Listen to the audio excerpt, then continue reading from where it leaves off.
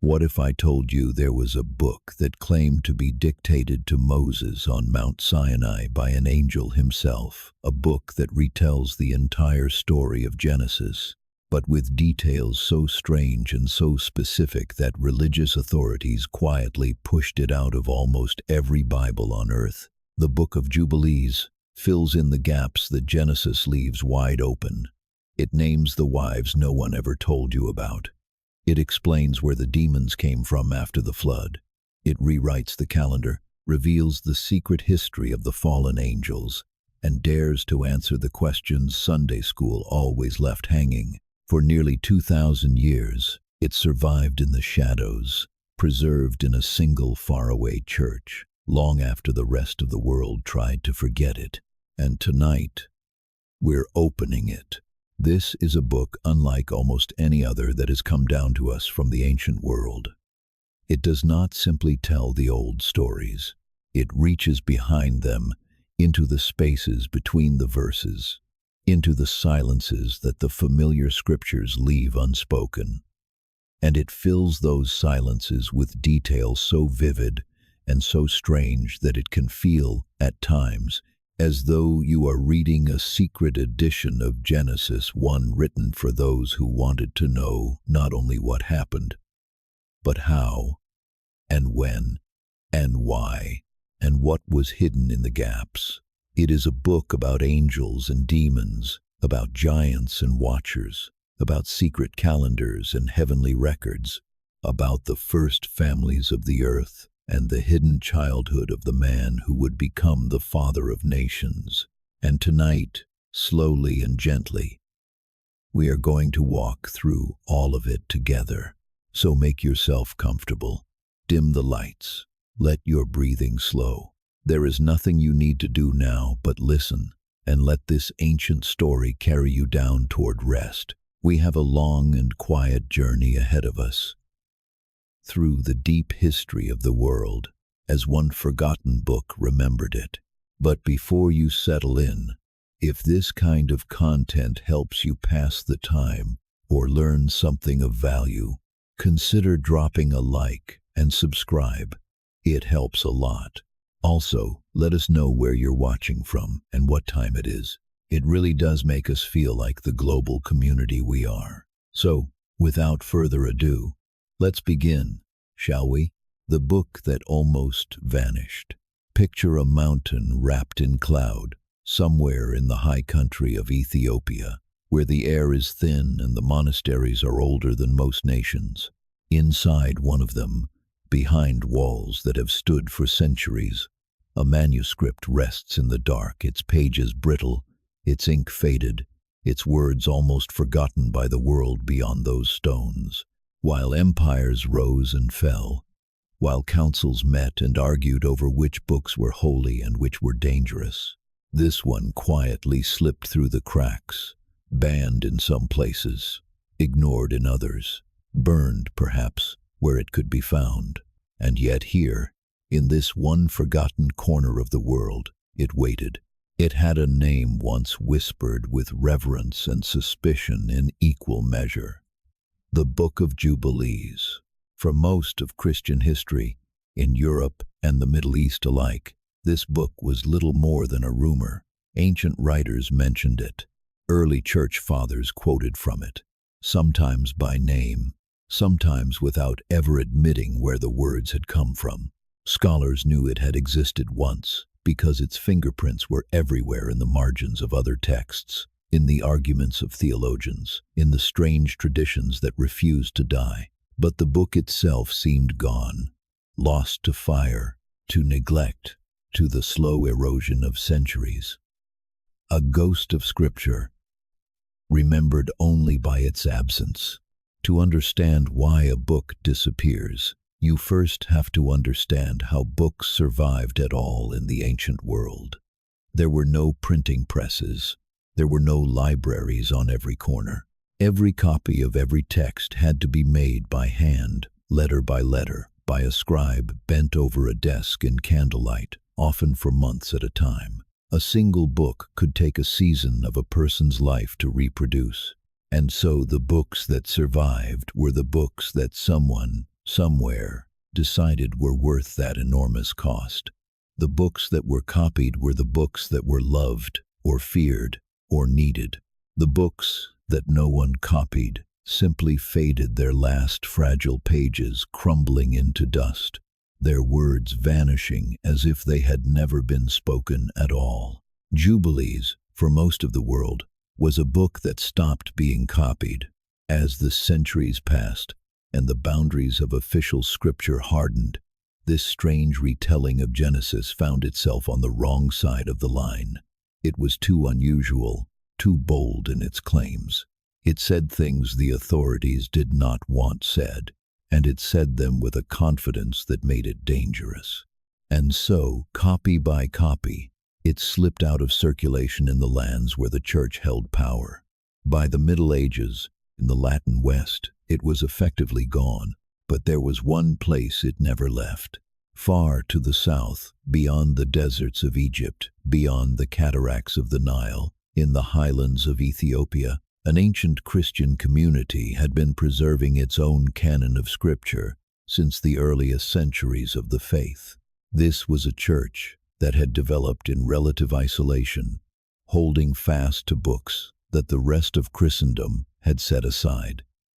And in their sacred collection, copied and recopied across the generations, lovingly maintained by monks in mountain monasteries, the Book of Jubilees endured. To them it was not a curiosity. It was not a banned text.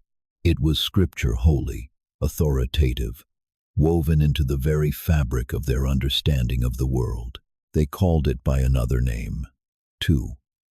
In their tongue it was known as the Book of Division, the book of the dividing of the days and the years, because that is what it claimed to be, a precise accounting of all of sacred history, measured out in careful units of time. Where other books told stories, this one told stories and dated them, anchoring every event to an exact place in a vast cosmic calendar.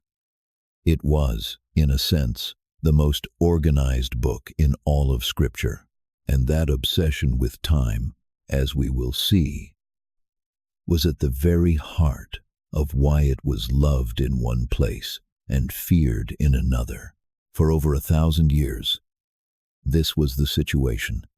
In Ethiopia, Jubilees lived on, read aloud, studied, treasured. Everywhere else, it was a memory. The two worlds did not speak to each other. The scholars of Europe assumed the book was lost forever, and the monks of Ethiopia had no idea that the rest of the world had ever let it go. A book can be both dead and alive at the same time. It turns out extinct in one place, flourishing in another, separated by nothing more than distance and the slow forgetfulness of history. And then, as the modern age dawned, the two worlds began to touch again.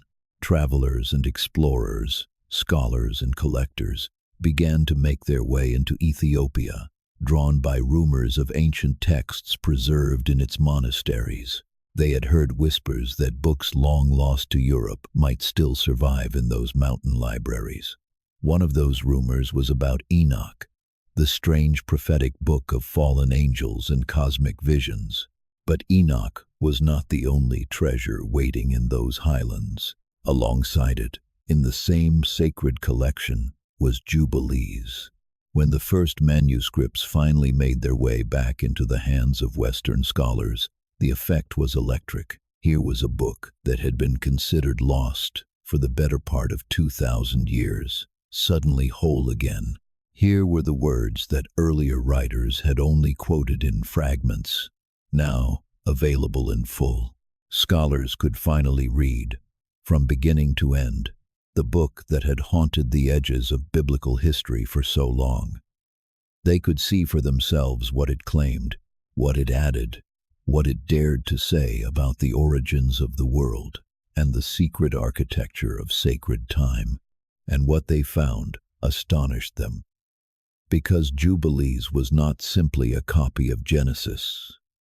It was not a summary, not a paraphrase, not a gentle retelling. It was Genesis transformed, the familiar stories reshaped, expanded, and explained, with whole new layers of detail that appeared nowhere in the Bible most people knew. It answered questions that Genesis had always left open. It filled in silences that had puzzled readers for millennia. And it did all of this while claiming the highest possible authority, that it was not the invention of some later writer, but the very words revealed to Moses on the holy mountain, spoken by an angel of God's own presence. That claim is where our real story begins, because to understand Jubilees, you have to understand the moment it says it came from a moment of fire and cloud and trembling stone, high on a mountain in the wilderness, when a man went up to meet his God. And according to this book, came back down with far more than anyone ever knew. So let us go there. Let us climb that mountain together, into the cloud, into the silence, into the place where this book says the secret history of the world was first revealed. Let the cares of your day fall away as we ascend. There is no hurry now. There is only the slow unfolding of an ancient story, told the way it was meant to be told, patiently, gently, one careful step at a time. The angel on the mountain. The story Jubilees tells about itself begins where one of the most famous moments in all of Scripture begins, with Moses and a mountain and the presence of God descending in fire. You likely know the scene already, at least in its familiar form. The people of Israel had come out of Egypt, out of slavery, out of the long nightmare of bondage under Pharaoh. They had crossed the sea. They had wandered into the wilderness, a vast multitude of the freed and the frightened, following a pillar of cloud by day and a pillar of fire by night. And they had come at last to the foot of a mountain in the desert Sinai, the mountain of God. There the cloud came down. There the thunder rolled, and the lightning flashed, and the whole mountain shook. And there Moses, alone among all the people, was called up into the cloud to meet with God face to face. In the version most people know, Moses goes up the mountain to receive the law, the commandments, the statutes, the great moral and ceremonial code that would shape a nation. He is there, the Bible tells us, for 40 days and 40 nights, and when he comes down, his face is shining with a light so bright the people cannot bear to look at him, and in his arms he carries the tablets of stone. But Jubilees tells us something more happened on that mountain, something that the ordinary account leaves out, because according to this book, when Moses ascended into the cloud, God did not only give him laws to carry down to the people, God commanded that the entire history of the world be revealed to him from the very first day of creation all the way to the distant future. The whole sweep of sacred time, every age and every generation laid out in order. And to deliver this vast revelation, God appointed a messenger. The book calls him the angel of the presence. He is one of the highest of all the heavenly beings, one of those who stand closest to the throne of God, who dwell in the immediate radiance of the divine glory. And it is this angel, Jubilees says, who was commanded to take up the heavenly tablets, the records of all that was and all that would be, written in heaven before the foundation of the world, and to read them aloud to Moses, so that he might write them down. Picture the scene as the book invites you to see it. The summit of the mountain is wrapped in thick cloud, so dense that from below it looks as if the peak has been swallowed by storm. Within that cloud, hidden from every human eye, Moses stands in the presence of the holy. The air itself seems to hum with power, and beside him, luminous and vast, stands the angel of the presence, holding the record of all things. And the angel begins to speak. "Write," he says, "write the words I tell you, from the beginning of creation, until my sanctuary is built among them for all eternity." And so, in the telling of Jubilees, The book itself is born. It is presented not as the work of a human author at all, but as a transcription, a dictation taken down by Moses from the lips of an angel, who in turn was reading from tablets written in heaven by the hand of God before time began. It is, in its own claim, a copy of something eternal. The history of the world, as heaven itself recorded it. This is an extraordinary claim, and it is worth pausing on it, because it tells us a great deal about why this book was both treasured and feared. To say that a book is the Word of God is one thing. Many books make that claim, in one form or another. But to say that a book contains the secret heavenly record, the tablets that existed before creation, the full and exact history of all things from beginning to end, that is to claim a kind of authority that towers over almost everything else. Jubilees does not present itself as one voice among many. It presents itself as the master text, the original blueprint, the source from which even the familiar stories of Genesis are merely the surface. And that is exactly how it proceeds. Having established this frame, Moses on the mountain, the angel speaking, the heavenly tablets open, the book then launches into its retelling of sacred history. But now every story carries a different weight. When Jubilees tells you about the creation of the world, it is not simply repeating Genesis. It is, in its own claim, revealing what was really written in heaven about those days, the fuller truth of which Genesis gave only a portion. When it tells you about Adam, about Noah, about Abraham, it is pulling back a veil, showing you the hidden architecture behind the familiar tales. The angel speaks in the first person throughout much of the book, and this is one of its most striking features. It is not a distant narrator. It is a being who was there. We descended, the angel says, speaking of the company of heaven. We did this, we saw that. The angel claims to have been present at the creation, present in the garden, present through the great events of the ancient world, an eyewitness to the deep history of humanity. And so the reader is invited into a perspective no human could ever have to see, the unfolding of the world through the eyes of one who stood in heaven and watched it all happen. There is something deeply intimate about this when you sit with it.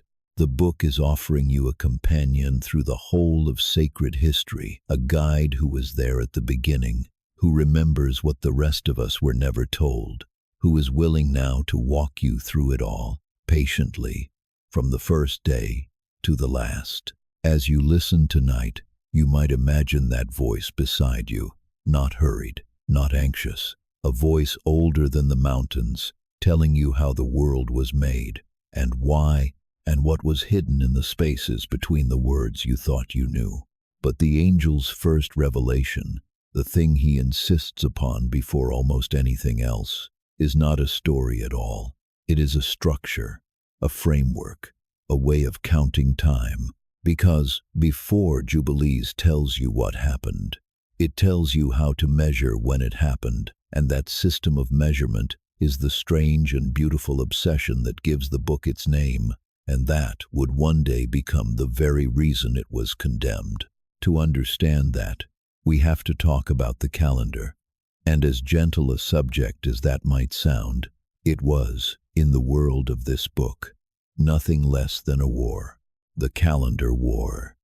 It may seem strange, at first, that a book could be banned over something as quiet as a calendar. We think of calendars as ordinary things, grids on a wall, numbers on a screen, a way of knowing which day is which. It is hard to imagine anyone going to war over them. But in the ancient world, the calendar was anything but ordinary. The calendar was sacred. The calendar told you when to worship, when to feast, when to rest, when to stand before God. And if you got the calendar wrong, then every holy day you kept on the wrong day. Your worship missed its mark. Your festivals fell into emptiness. You stood before heaven at the hour when heaven was not listening. To get the calendar wrong was, in a sense, to get everything wrong.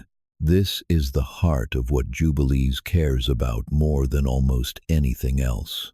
The book is named, in its oldest tradition, for the way it divides time into weeks of years and into great units called Jubilees, each one a span of 49 years, 7 sevens of years, stacked one upon another. Every event in sacred history is placed with care into this grand structure. This happened in such and such a jubilee, in such and such a week, in such and such a year. The book is almost fanatically precise about it. Time, for Jubilees, is not a vague river flowing on without shape. Time is architecture. Time has joints and beams and measured rooms, and every moment has its exact address within the whole. But the deepest concern of the book is not the Jubilees themselves. It is the year. How long is a year? How should it be counted? How many days? Divided how? Into what seasons and weeks and festivals? And here Jubilees plants its flag with absolute conviction. The year, it declares, is 364 days, not more, not less. 364, exactly. Now, to understand why this number mattered so much, you have to see what it does. 364 is a number with a beautiful property. It divides evenly by 7. 364 days is exactly 52 weeks, not 52 weeks and a fraction, but 52 whole weeks with nothing left over. And that means that in this calendar, every date falls on the same day of the week, every single year, forever. A festival that falls on a particular day this year will fall on that same day next year and the year after, and for all time. The calendar never drifts. The holy days never wander. Each one is locked into its appointed place in the rhythm of the week, fixed and unchanging, as steady as the turning of the heavens. For the people who treasured Jubilees, this was not a mere convenience. It was a matter of cosmic order. They believed that this calendar, the 364-day calendar, governed by the sun, dividing perfectly into weeks, was the calendar of heaven itself. It was the way the angels kept time. It was the rhythm woven into creation on the fourth day, when the sun and moon and stars were set in the sky to mark the seasons and the days and the years. To follow this calendar was to fall into step with the very order of the cosmos, to keep the festivals at the same moment the angels in heaven kept them, to be in harmony with the deep machinery of creation, and to follow any other calendar was to fall out of that harmony. This is where the conflict comes in, because the calendar that Jubilees insists upon was not the calendar that most of the Jewish world actually used. The common reckoning of time, then as now, leaned heavily on the moon, on the cycle of its waxing and waning, the appearance of the new crescent month after month.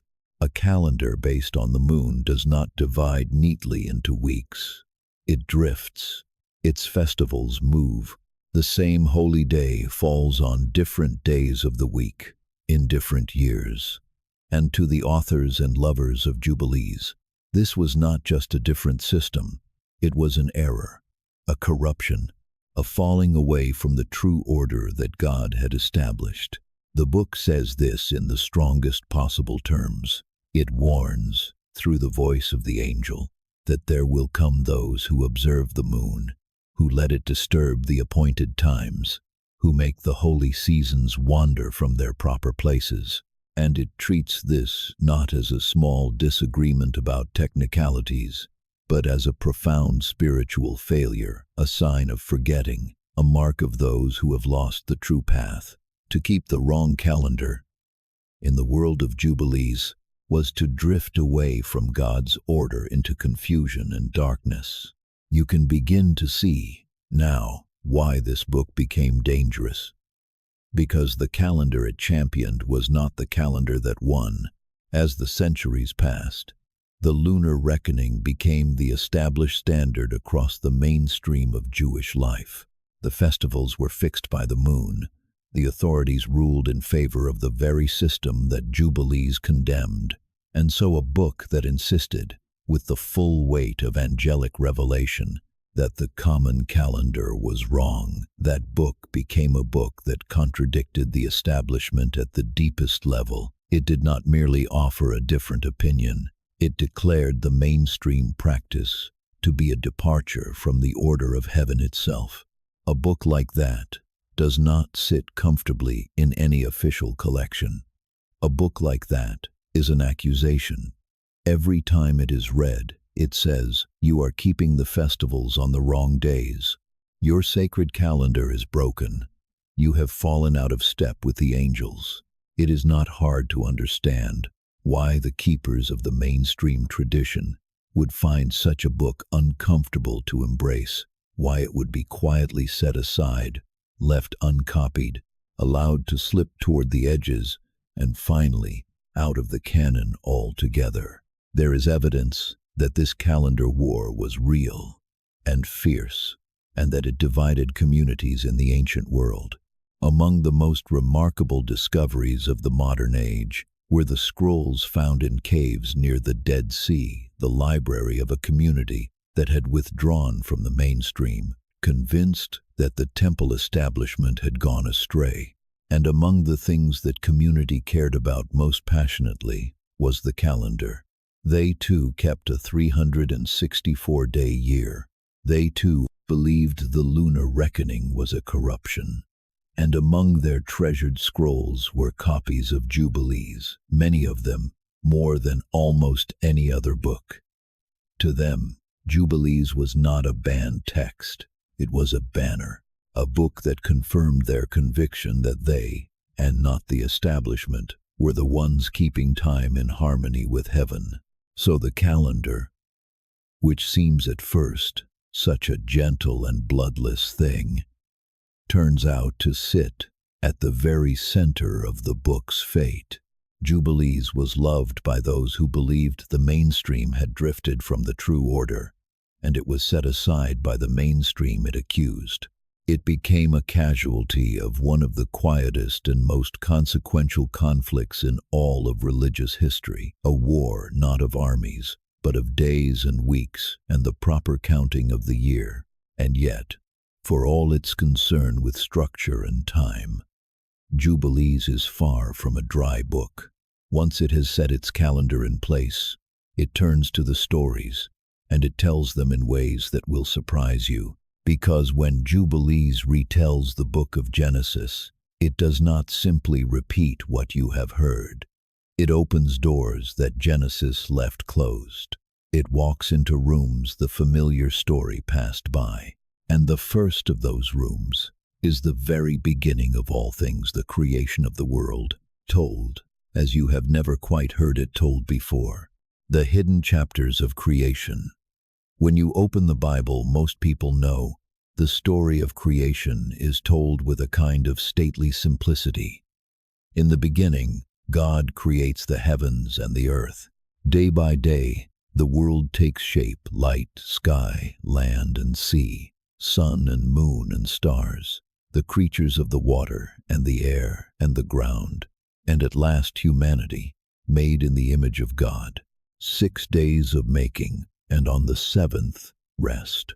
It is a story of grand economy, every word weighed, vast in meaning, yet spare in detail. Jubilees tells this same story, but it cannot resist filling in what the familiar account leaves unsaid. And the very first thing it does is something Genesis never does at all.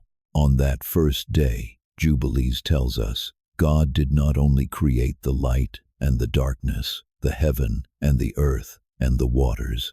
On that first day, God also created the angels. This is one of the quiet wonders of the book. The Bible, most people know, is famously silent about when the angels were made. They simply appear, already present, already serving, with no account of their origin. Jubilees fills that silence. It tells us that on the very first day, alongside the foundations of the physical world. God brought forth all the ranks of the heavenly host, and it names them not as individuals, but as orders, as companies, as the great categories of the angelic world. There were, the book says, the angels of the presence, those highest beings who stand in the immediate radiance of God, the order to which the angel speaking to Moses belongs. There were the angels of sanctification, the holy ones set apart for the worship of heaven. And then there were the angels appointed over all the works of creation, a vast host given charge over every force and feature of the world, the angels of the spirit of fire, the angels of the winds that blow, the angels of the clouds and the darkness and the snow and the hail and the frost, the angels of the thunder and the lightning, the angels of the seasons, of cold and heat, of winter and spring and summer and autumn. Every power of nature in the vision of Jubilees has a heavenly being appointed over it, a living intelligence standing behind the wind and the rain and the turning of the year. Sit with that image for a moment as you rest tonight. The book is describing a world that is full, not empty, not mechanical, but alive with presence at every level. The wind that moves outside your window has an angel behind it. The frost that forms in the cold of the night has a heavenly keeper. The changing of the seasons, the gathering of the clouds, the falling of the snow, all of it in the world of Jubilees, is watched over by beings of light who were made on the first day to tend the works of God. It is a vision of a cosmos saturated with care, where nothing happens without heaven's hand somewhere behind it. And then the book tells us something tender about those first angels. When they were created, on that first day, they found that the Sabbath, the holy seventh day of rest, was something they would share with God and with the people who would one day be chosen. The keeping of the Sabbath, in Jubilees, is not merely a human institution. It is woven into the life of heaven itself. The angels of the presence and the angels of sanctification keep the Sabbath in heaven, the book says, and the chosen people would keep it on earth. And in that shared rest, heaven and earth would be joined in a single rhythm of holiness. The Sabbath becomes a kind of bridge between the worlds, a day when the rhythm of the angels and the rhythm of humanity beat as one. As the days of creation unfold, Jubilees continues to add its careful detail. It numbers the works of each day, counting them up, assigning them their place. It lingers on the fourth day, when the sun and moon and stars were set in the firmament, and here, you will not be surprised to learn, it emphasizes that the sun was appointed as the great sign for the days and the Sabbaths and the months and the feasts and the years.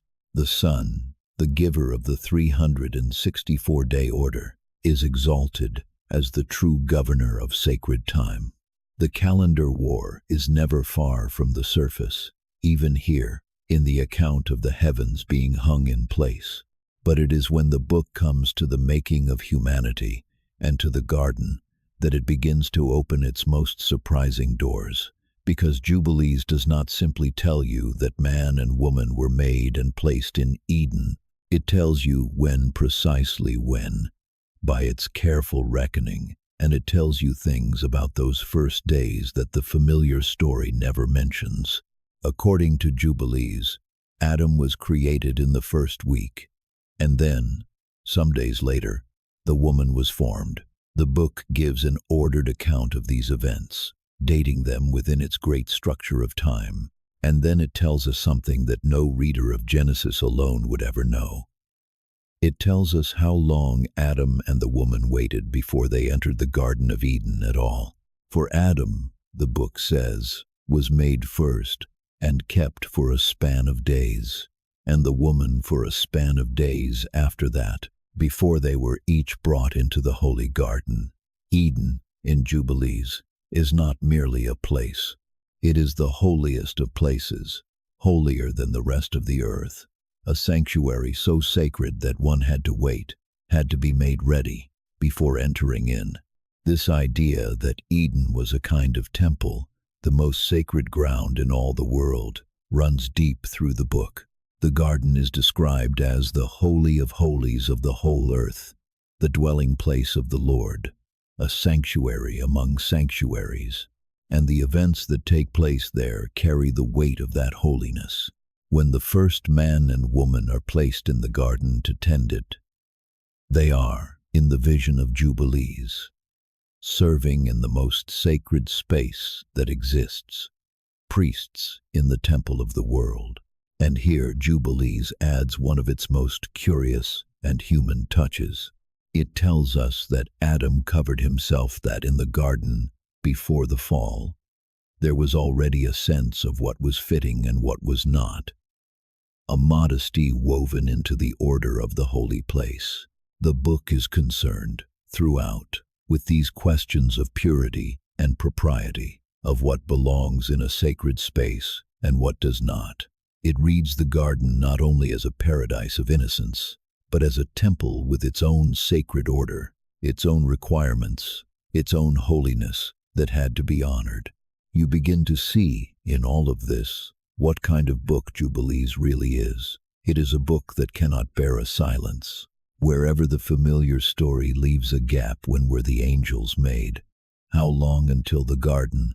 What was the order of those first sacred days? Jubilees rushes in to fill it, always with the same confidence, always with the claim that this is what was truly written on the heavenly tablets, the fuller truth behind the spare account that most people know. It is a book in love with detail, with order, with the hidden architecture beneath the surface of things.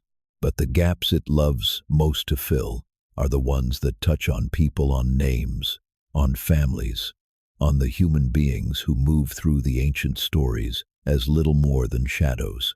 And nowhere is this more striking than in what the book does with the family of Adam, because Genesis, famously, leaves enormous silences around those first generations. It tells us of Adam and his sons, but it leaves the women almost entirely unnamed, and it raises a question that has puzzled readers for thousands of years, a question about where the wives came from, about who the first families really were. And into that silence, Jubilees speaks. It gives us the names. It tells us the wives, and in doing so, it answers one of the oldest mysteries in all of Scripture. The wives no one named. There is a question that almost every thoughtful reader of the Bible comes to eventually, usually when they are young, often when they first read the opening chapters of Genesis closely enough to start counting. The story tells us of Adam and Eve, and of their sons Cain and Abel, and later Seth. It tells us that Cain killed Abel, and that Cain was sent away, a wanderer upon the earth. And then it tells us something strange. It tells us that Cain went out, and that he knew his wife, and that she bore him a child. And the young reader stops, and frowns, and asks the question that has echoed down through the centuries. What wife? Where did she come from?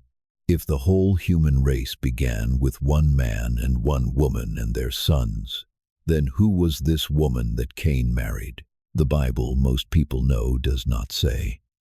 It simply mentions her, this wife, appearing from nowhere, and moves on, leaving the question hanging in the air like smoke.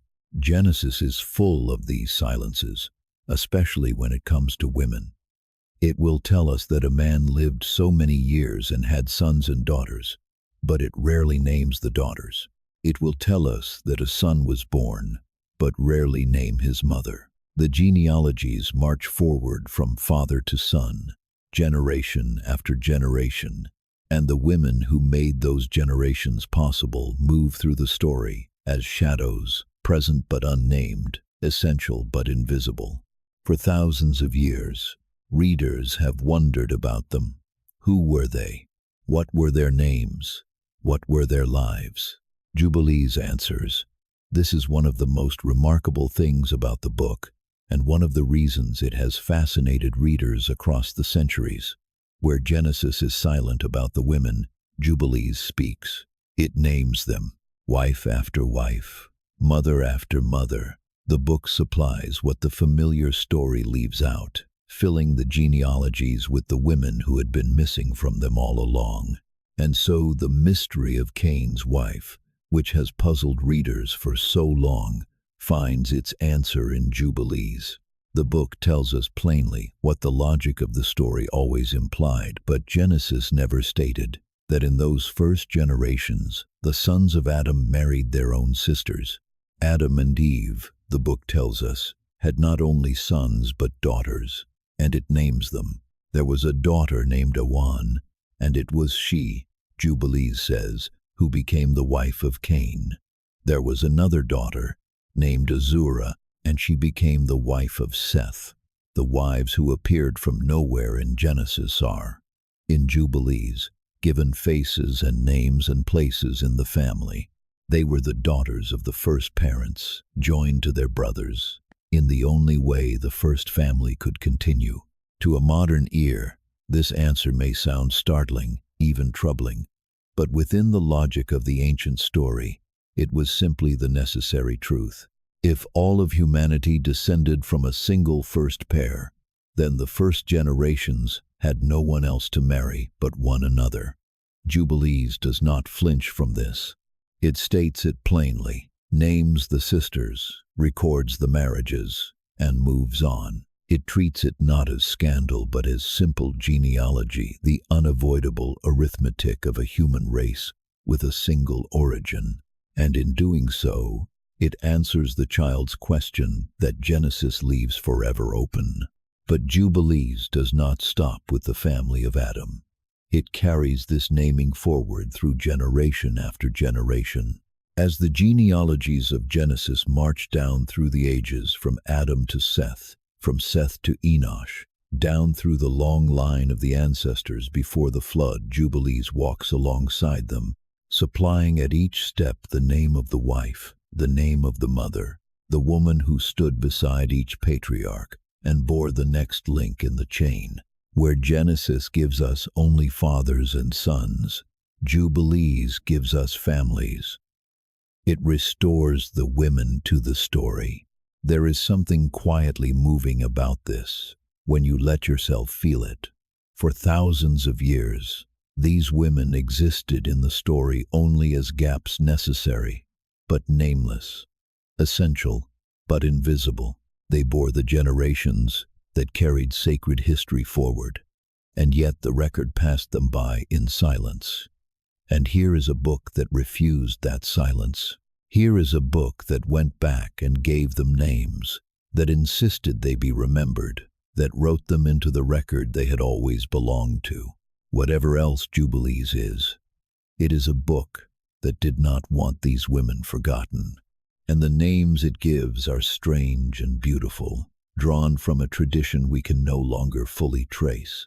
We do not know where the author of Jubilees got them, whether from older sources now lost, from traditions passed down by word of mouth, or from the author's own conviction that the heavenly tablets must have contained what the earthly scriptures left out. But there they are, generation after generation, a whole hidden genealogy of women running alongside the famous line of men, restored to memory after their long disappearance.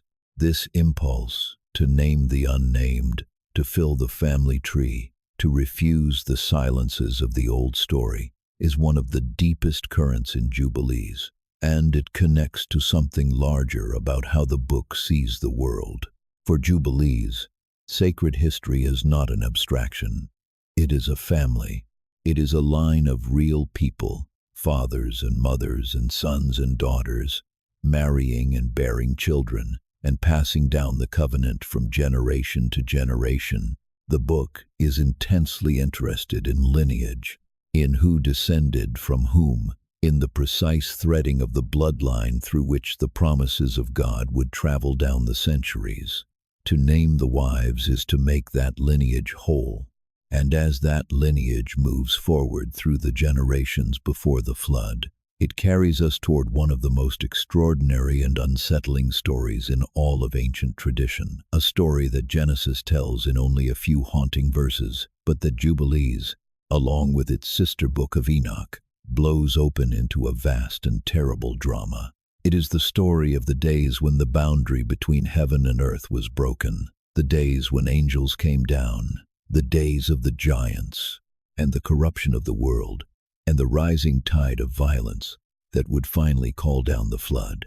And out of that catastrophe, Jubilees tells us, came something that would haunt humanity ever after the origin of the demons, and the secret of why evil spirits walk the earth to this very day, the Watchers and the origin of demons.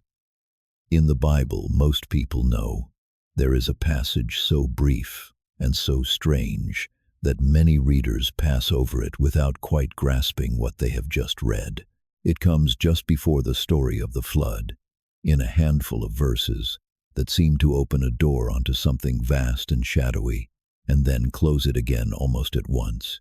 It speaks of the sons of God who saw that the daughters of men were beautiful and took them as wives.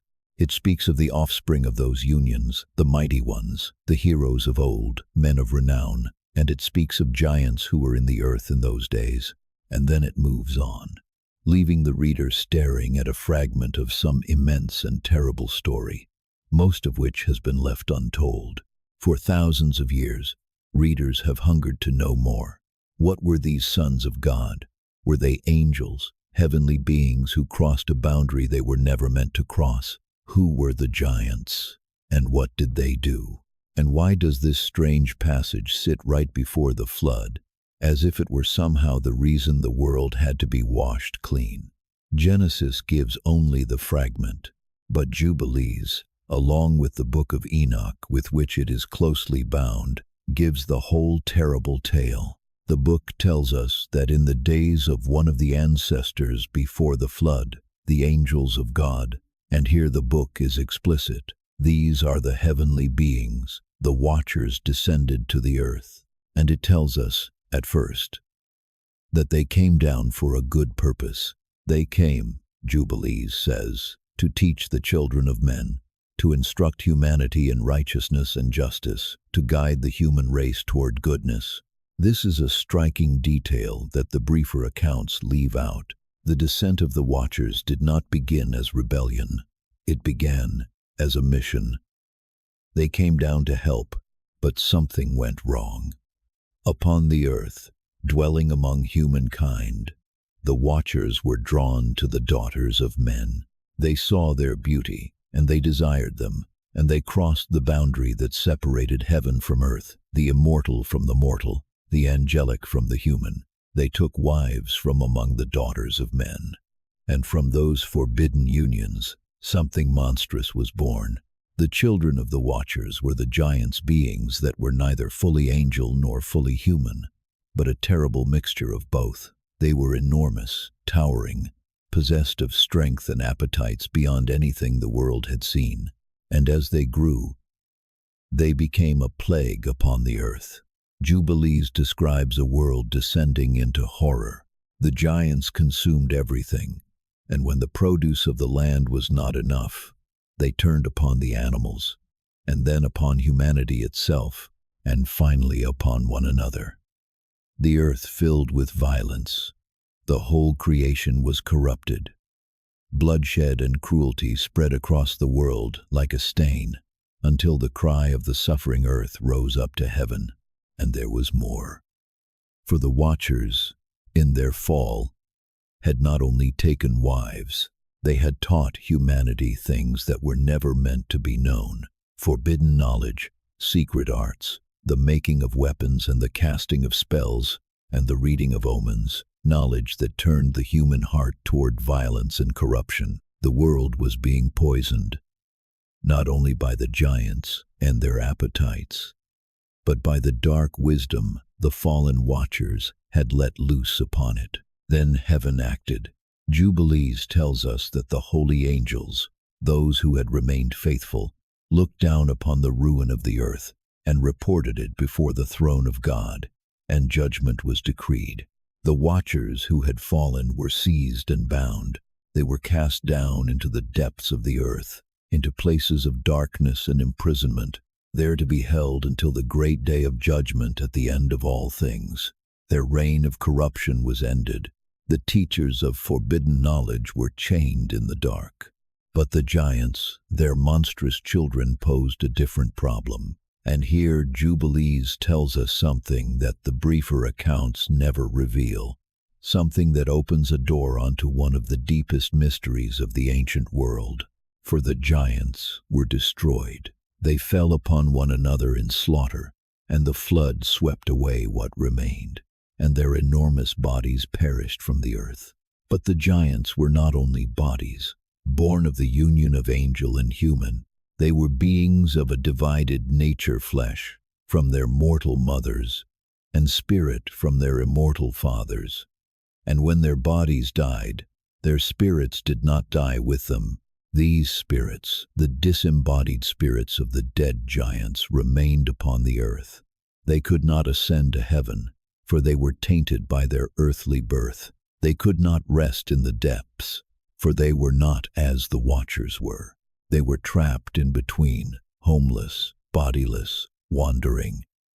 And these, Jubilees tells us, are the origin of the evil spirits that have haunted humanity ever since.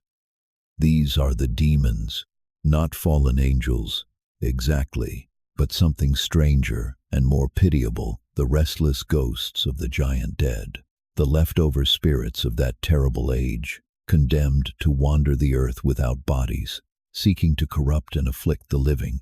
This is one of the most arresting ideas in all of Jubilees, and it answers a question that the familiar scriptures leave entirely open. Where did the demons come from? The Bible, most people know, speaks often of evil spirits, of unclean spirits, of demons that afflict and possess and torment. But it never explains their origin. It simply assumes them, as if everyone already knew where they had come from. Jubilees provides the answer that the ancient tradition remembered. The demons are the spirits of the giants, the residue of the catastrophe before the flood, the lingering poison of the day the watchers fell. And the story does not end with the flood, because Jubilees tells us something further, something that touches every generation that came after. When the waters had receded and Noah and his family stepped out onto the cleansed earth to begin the world again, the evil spirits were still there. They had survived the flood, for they were spirits, and water could not drown them. And at once they began to afflict the children of Noah, to lead them astray, to make them sick, to corrupt and destroy. Noah cried out to God in anguish, begging for his descendants to be protected from these wandering spirits. And here the book gives us a strange and fascinating resolution. God commanded that the evil spirits be bound, all of them gathered up to be sealed away in the place of judgment. But the chief of the spirits, a figure the book calls Mastema, the prince of the powers of corruption, came before God with a petition. He asked that not all the spirits be bound. He asked that a portion of them be left to him, to remain upon the earth under his command, that he might do his work of testing and tempting and afflicting the children of men. And his petition was granted. 1/10 of the evil spirits were left free, subject to Mastema, while the rest were sealed away. This is why, Jubilees tells us, the demons still walk the earth. This is why evil spirits still afflict humanity, still tempt and corrupt and bring sickness.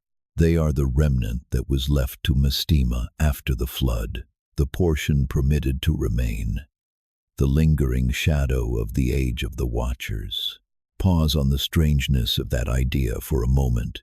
Here in the quiet, the book is telling us that the evil we still feel in the world, the temptations that pull at the human heart, the sicknesses that strike without warning, the shadows that seem to move against us from somewhere just out of sight, All of it traces back to a catastrophe in the deep past, to a boundary that was broken before the flood, to the restless ghosts of beings that should never have existed.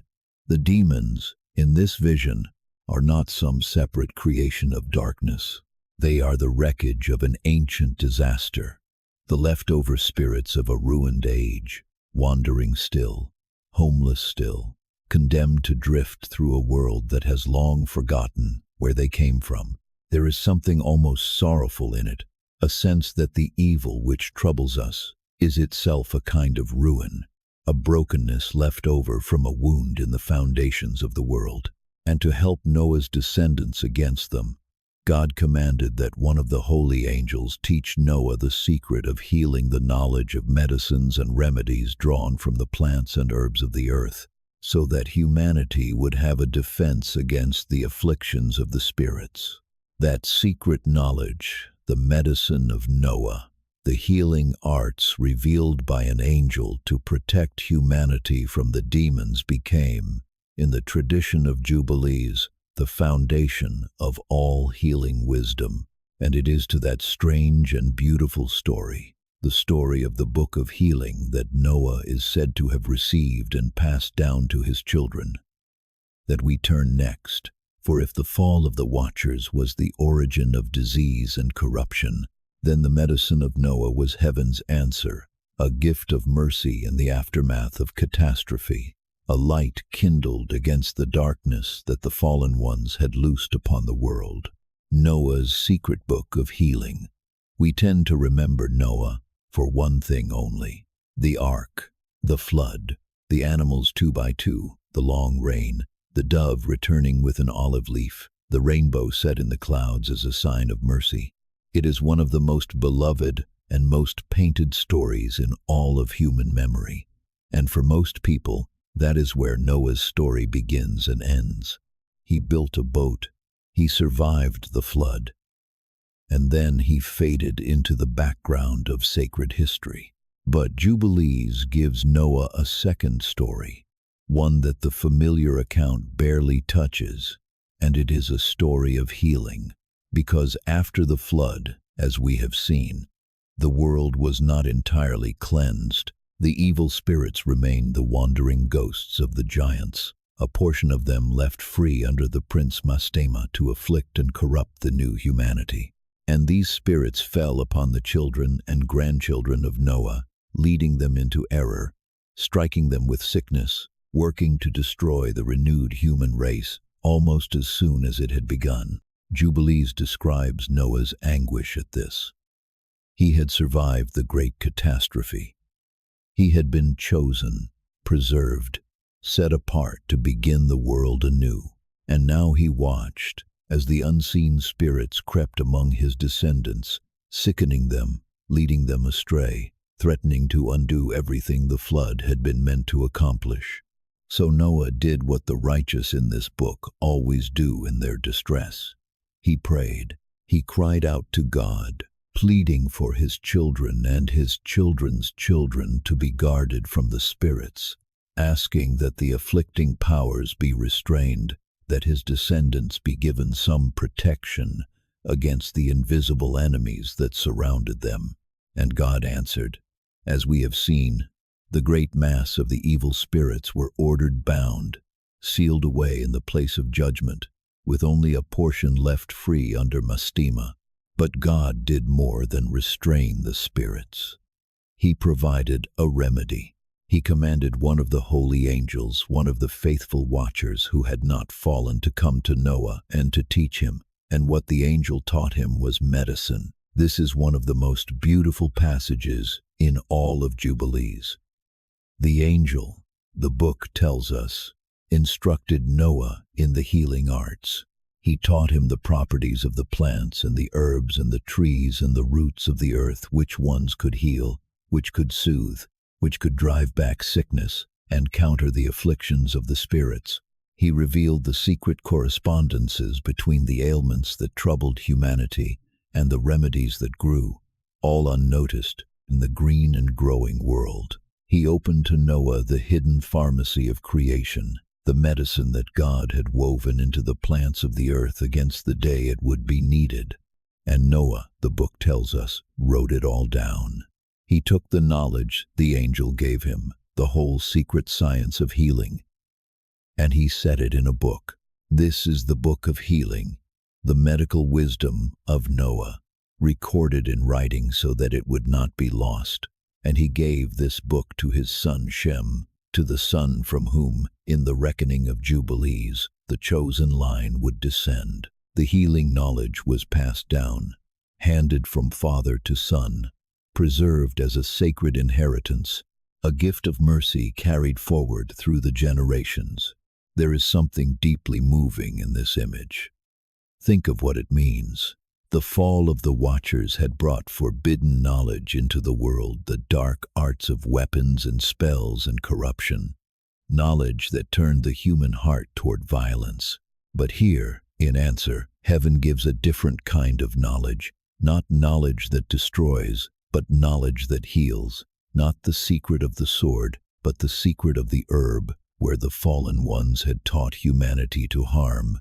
The faithful angel teaches Noah to mend. The medicine of Noah stands as heaven's answer to the poison of the Watchers, a counter-gift, a healing wisdom set against the wounding wisdom that had nearly destroyed the world. And it tells us something about how the ancient world understood medicine itself. In the vision of Jubilees, the art of healing is not a merely human invention, stumbled upon by trial and error. It is a revelation. It descends from heaven, the knowledge of which herb heals, which sickness, which root soothes, which pain, is a sacred gift, taught by an angel, recorded by a righteous man, passed down as holy inheritance. To heal, in this vision, is to participate in something divine, to wield a knowledge that came down from the presence of God as an act of mercy toward a suffering world. For the communities that treasured Jubilees, this was no small thing. It rooted the practice of medicine in the deepest sacred history. The healer was not opposed to the man of faith. The healer was the inheritor of an angelic gift. The keeper of knowledge that God himself had ordained should be given for the protection of humanity against the spirits of darkness. Healing and holiness were not enemies. They were woven together from the beginning, both descending from the same heavenly source. And so Noah, in Jubilees, becomes more than the man of the ark. He becomes the first physician, the father of healing, the one through whom the medicine of heaven entered the world. The Book of Healing he wrote, and passed to Shem, becomes one of the hidden treasures of sacred history, a lost book within the lost book, a secret science carried down through the chosen line. We do not know what became of it. In the story, the book does not tell us where Noah's Book of Healing finally went, whether it survived, whether its knowledge was preserved or scattered or lost. But the image lingers, somewhere in the deep past, a book of divine medicine, written by the survivor of the flood, dictated by an angel, carrying heaven's mercy against the afflictions of the spirits. This, too, is part of why Jubilees fascinated the people who loved it and unsettled the people who set it aside. It is a book full of other books, full of secret knowledge, full of revelations passed down in hidden lines of transmission. It imagines a sacred history far richer and stranger than the spare familiar account, a history in which angels taught medicine, in which the righteous wrote books of secret wisdom, in which knowledge of the deepest kind was handed down from generation to generation. Just beneath the surface of the story, everyone thought they knew. And as that hidden line of transmission carries forward through the generations after the flood, it arrives at last at the figure who stands at the very center of Jubilees, the one toward whom the whole book has been building, the father of the faithful, the friend of God, the man through whom the great promises would come into the world. It arrives at Abraham. And the Abraham of Jubilees is not quite the Abraham you may think you know, because this book tells us things about him that the familiar story never breathed about his childhood. about how he came to know the one true God, and about a secret war fought over his life and his descendants by the unseen powers of heaven and the Prince of Darkness himself.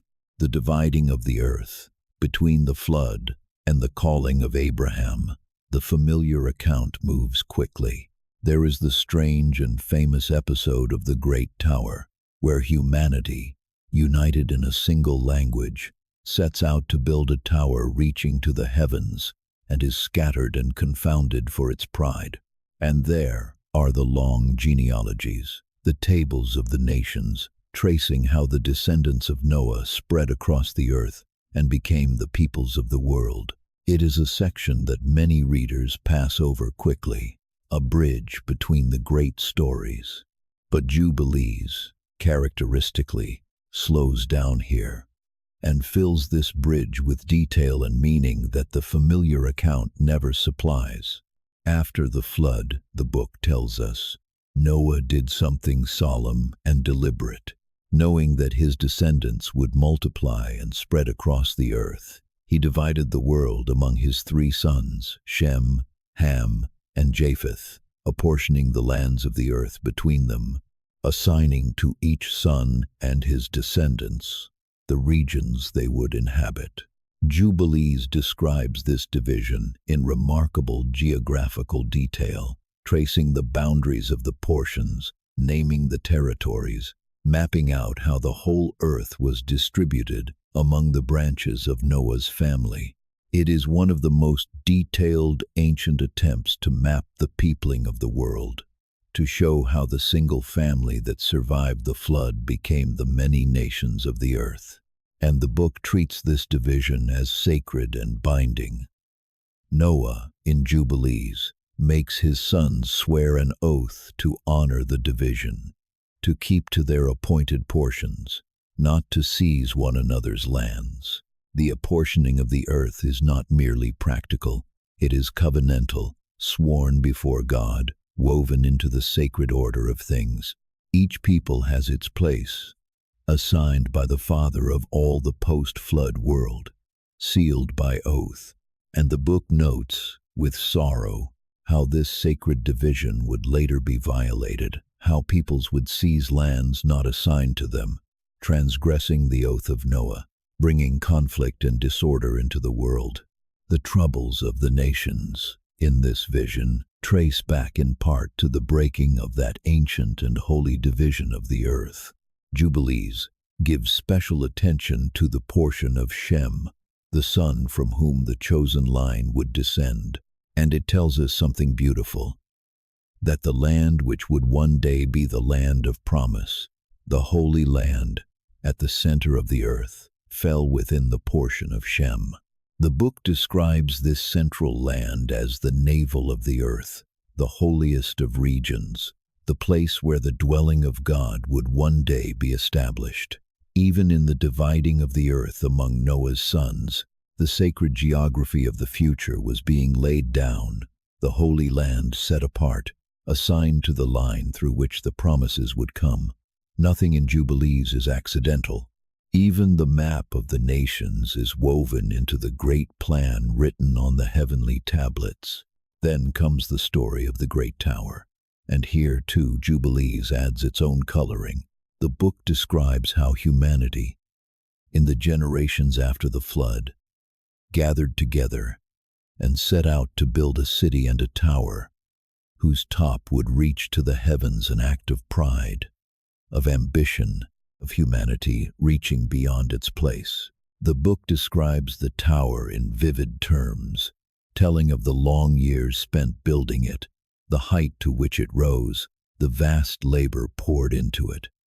And it tells of how God, looking upon this work of pride, confounded the speech of the builders, so that they could no longer understand one another, and scattered them across the face of the earth. The single language of humanity was shattered into many, and the peoples were dispersed to their appointed lands. In the vision of Jubilees, this scattering is connected to the division of the earth that Noah had already made. The confusion of tongues and the dispersal of the peoples drove humanity at last into the portions that had been assigned to them, spreading them across the territories that Noah had apportioned among his sons. The proud unity of the tower was broken, and in its breaking, the nations took their places in the sacred map of the world.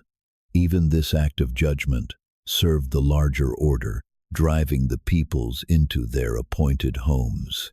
But there is a shadow that falls across this whole period in the telling of Jubilees, and it is the shadow of Mastema, the prince of the spirits of corruption, the accuser, the power of darkness, who works against the purposes of heaven throughout the book. For as humanity spreads across the earth in the generations after the flood, the book tells us, it falls once again into corruption and error.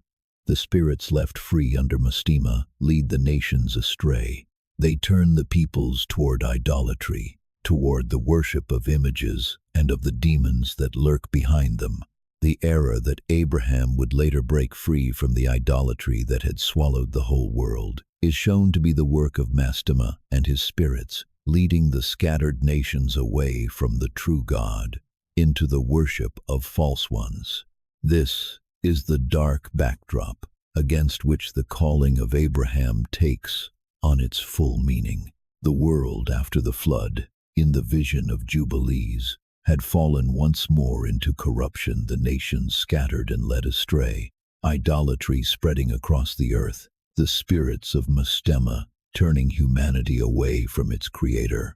And into this darkened world, God calls one man, Abraham, the seeker, the idol breaker, the one who had already turned away from the falsehood of his people toward the living God. The calling of Abraham is heaven's answer to the corruption of the nations, the kindling of a single light in a darkening world, the beginning of the long work of bringing humanity back to the truth it had lost. And so the whole sweep of the book's early history hangs together, as it always does in Jubilees, in a single grand design: the creation of the world and the angels, the fall of the Watchers and the days of the giants, the flood and the gift of healing, the dividing of the earth and the scattering of the nations, the spread of idolatry under Mastema, and then, against all that darkness, the calling of Abraham, the friend of God, the father of the faithful, the one through whom the promises would come. Every piece fits into the larger pattern. Every event takes its place in the architecture of sacred time, written on the heavenly tablets before the world began, unfolding now according to the eternal plan. The days of the giants. Let us linger a little longer in that lost age before the flood, because it is one of the strangest and most haunting periods in all of ancient memory, and Jubilees, together with the traditions it shares with Enoch, preserves more of it than almost any text we have. It is worth dwelling here, in the deep quiet of the night, on what the world was like in those days when the boundary between heaven and earth had been broken, and beings that should never have existed walked the green and growing earth. Imagine it. The world is young. The descendants of Adam have multiplied across the land, building their cities, tending their fields, living out their generations beneath an open sky. And into this world come the Watchers, the sons of heaven, beings of light and power, descending from above. We have seen that they came, at first, with good intent, to teach humanity righteousness. Picture them moving among the people in those early days, luminous and wise, instructing, guiding, sharing the wisdom of heaven. For a time, perhaps, it was a kind of golden age, a moment when heaven and earth touched, and the knowledge of the higher world flowed down to humanity. But the Watchers lingered too long in the world of flesh, and the longer they dwelt among mortals, the more they were drawn to them, to the beauty of the daughters of men, to the pleasures of the earthly life, to desires that beings of pure spirit were never meant to feel.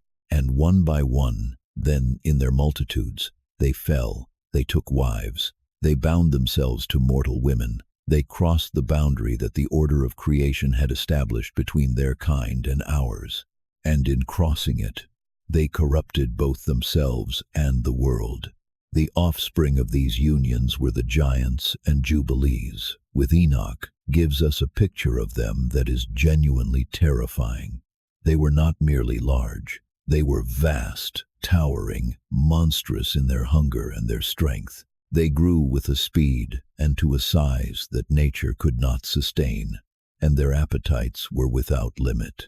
The book describes how they consumed the labor of humanity, devouring the harvests, emptying the storehouses, taking everything the people could produce and demanding more. And when the produce of the fields was not enough to satisfy them, they turned to the flesh of living things, to the animals of the earth, the birds of the air, the fish of the waters, devouring the creatures of the world. And still it was not enough. The hunger of the giants grew until it turned against humanity itself, and then against their own kind. The book describes a world descending into nightmare, the giants devouring the people, and finally devouring one another, the strong destroying the weak, blood spilling across the earth in a tide that would not stop. The whole creation groaned under the weight of their violence. The order of the world, so carefully established in the days of creation, was being torn apart by these beings of mixed and monstrous nature. And alongside the physical devastation came a deeper corruption. For the fallen watchers had not come empty-handed. They brought with them knowledge, the secret wisdom of heaven, but twisted now, given to humanity not for its blessing but for its ruin. They taught the making of weapons, the forging of blades and instruments of war, so that humanity learned new ways to kill. They taught the working of metals and the crafting of ornaments, awakening vanity and greed. They taught spells and enchantments, the cutting of roots and the reading of omens, the watching of the stars for signs, forbidden arts that turned the human heart away from the Creator and toward the powers of darkness. The world was being poisoned from within as much as it was being devoured from without. Knowledge that should have remained in heaven had been loosed upon the earth, and it was knowledge that wounded. This is the vision of the antediluvian world, that Jubilees preserves a world gone catastrophically wrong, a creation in revolt against its own order, heaven and earth disastrously entangled, violence and corruption rising like a flood even before the waters came. And it gives us a way of understanding why the flood had to happen at all. In the briefest familiar telling, the flood can seem almost arbitrary, a terrible judgment whose cause is only dimly explained. But in the world of Jubilees and Enoch, the cause is vivid and overwhelming. The world had been corrupted to its very foundations. The boundary between heaven and earth had been shattered. Monstrous beings devoured the creation. Forbidden knowledge poisoned the human heart. The flood was not arbitrary. It was the cleansing of a world that had been ruined almost beyond recognition, a washing away of the corruption so that creation could begin again. And yet, even the flood, as we have seen, could not entirely undo what the Watchers had done. For the spirits of the dead giants survived the waters, becoming the wandering demons that would afflict humanity ever after. The poison of that age outlived the age itself. The corruption loosed by the Watchers echoed down through all the generations that followed, in the form of the evil spirits that still tempt and afflict and trouble the children of men. The days of the giants ended, but their shadow never fully lifted. There is a reason this story has haunted the human imagination across the millennia. It speaks to something deep, a sense that there was once a catastrophe at the root of things, a primordial fall that went beyond the eating of a single fruit, a moment when the world was broken in some fundamental way, whose consequences we still live with. The image of the Watchers descending, of the boundary between worlds dissolving, of monstrous offspring and forbidden knowledge, and a creation drowning in violence. These images carry a strange power that has never faded. They appear, in one form or another, across countless ancient traditions, and in Jubilees, they are preserved with a particular vividness, woven into the great structure of sacred history, dated and placed within the architecture of the heavenly tablets. As you rest tonight, you might let your mind dwell on the strangeness of it, that an ancient book, preserved for millennia in a distant mountain church, holds within it this memory of a lost and terrible age, a time before the flood, when the world was young, and the watchers fell, and the giants walked the earth.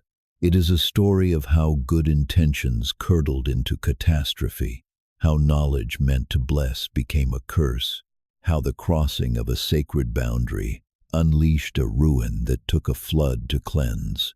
And it is a story that ends, for all its darkness, in mercy and the preservation of Noah, in the gift of the healing arts, in the binding of the spirits, in the patient beginning again of a world that heaven refused to abandon. The secret childhood of Abraham. In the Bible, most people know, Abraham appears almost without warning. We are given his lineage, the names of his father and his brothers, the place of his origin. And then, quite suddenly, God speaks to him, calling him to leave his country and his kindred and his father's house and go to a land that God would show him. We are never told why Abraham was chosen. We are never told what kind of man he had been before that call, what he believed, what he had done, what had set him apart. He simply appears, already righteous, already ready, and the great story of the covenant begins. This silence has always fascinated readers. What was Abraham like before God called him? How did he come to know the true God? In a world that Jubilees and other ancient traditions describe as sunk deep in idolatry, where every household had its idols and every city its gods of wood and stone, was Abraham raised in that idolatry and somehow broke free? Did he discover the truth on his own? Genesis does not say. It draws a curtain over Abraham's youth and lifts it only at the moment of his calling. Jubilees lifts that curtain, and the story it tells of Abraham's childhood is one of the most beloved in all the ancient traditions about him, a story of a boy who saw through the lies of his world and found his way to the truth alone. The book tells us that Abraham was born into a world drowning in idolatry.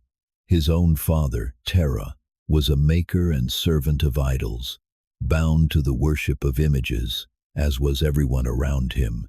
The whole world, in the vision of Jubilees, had forgotten the true God in those days, and had given itself over to the worship of things made by human hands, and worse, to the worship of the spirits and demons that lurked behind the idols, the powers of Mastema, working through the images that humanity bowed down to.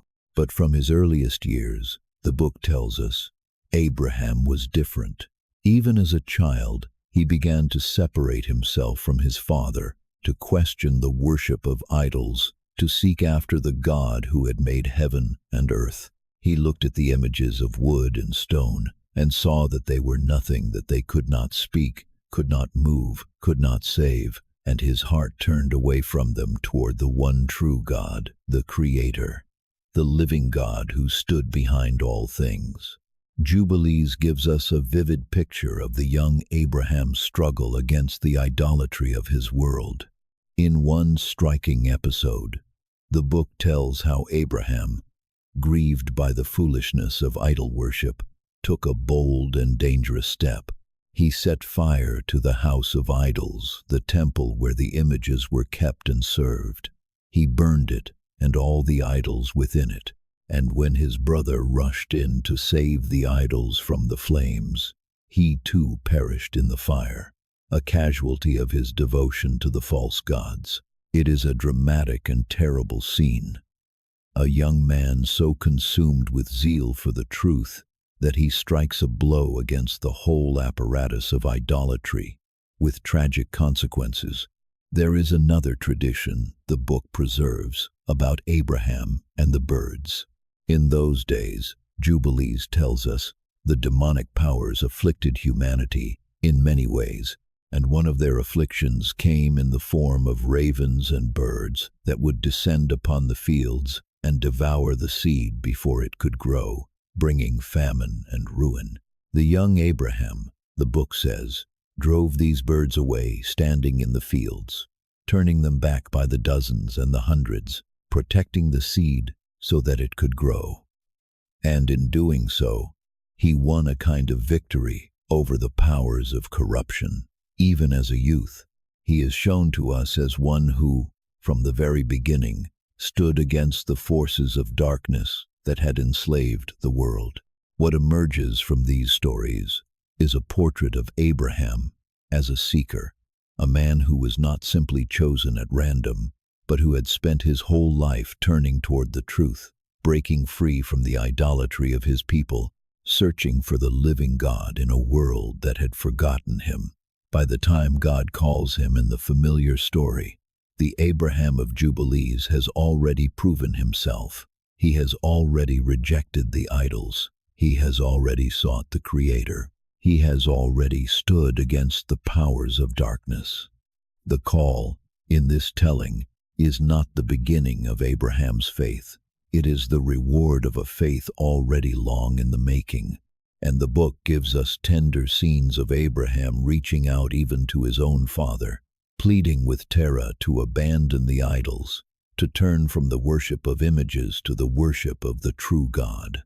There is something poignant in these passages, a son who has found the truth, longing to share it with the father who raised him in falsehood, trying gently to lead him out of the darkness.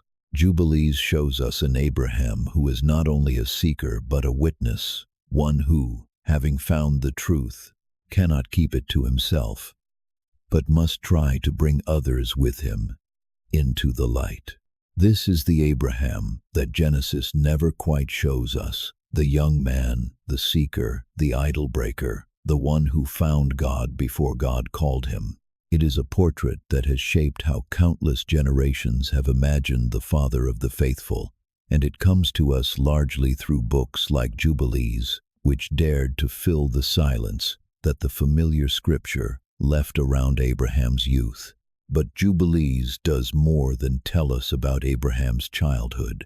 It reveals something happening behind the scenes of his whole story, a hidden drama playing out in the unseen world, a struggle between the powers of heaven and the prince of darkness over the life and faith of this one man.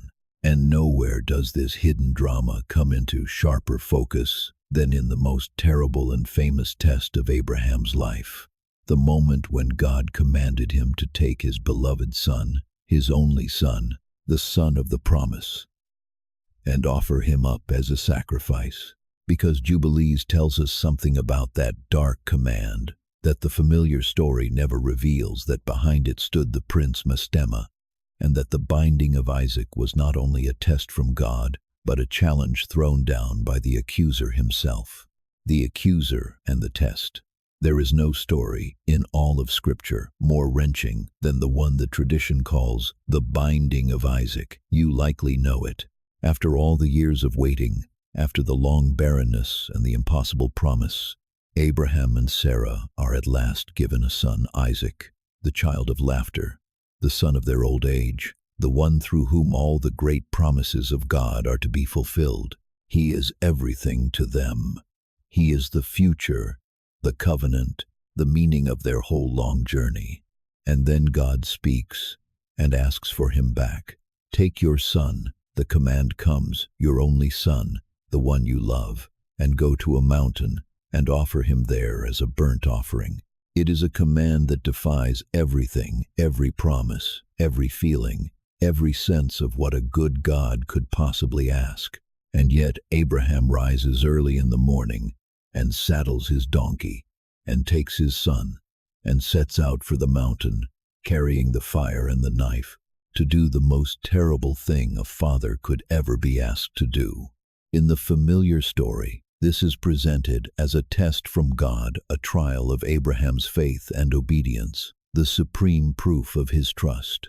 And at the last moment, with the knife raised, the angel of the Lord calls out and stops his hand, and a ram is provided in the thicket, and Isaac is spared. Abraham's faith is vindicated. The promise is preserved. It is a story of almost unbearable tension, resolved at the final instant by the mercy of heaven. But Jubilees adds something to this story that changes how we see it entirely. It reveals what was happening behind the scenes, in the unseen world, before the throne of God, in the days before that terrible command was given. And what it reveals is that the test of Abraham did not begin with God at all. It began with the accuser. The book tells us that there came a day when the prince Mastema, the chief of the spirits of corruption, the accuser, the adversary, came before God. And he spoke against Abraham. He had watched this man, this friend of God, this father of the faithful, and he doubted him. He challenged him.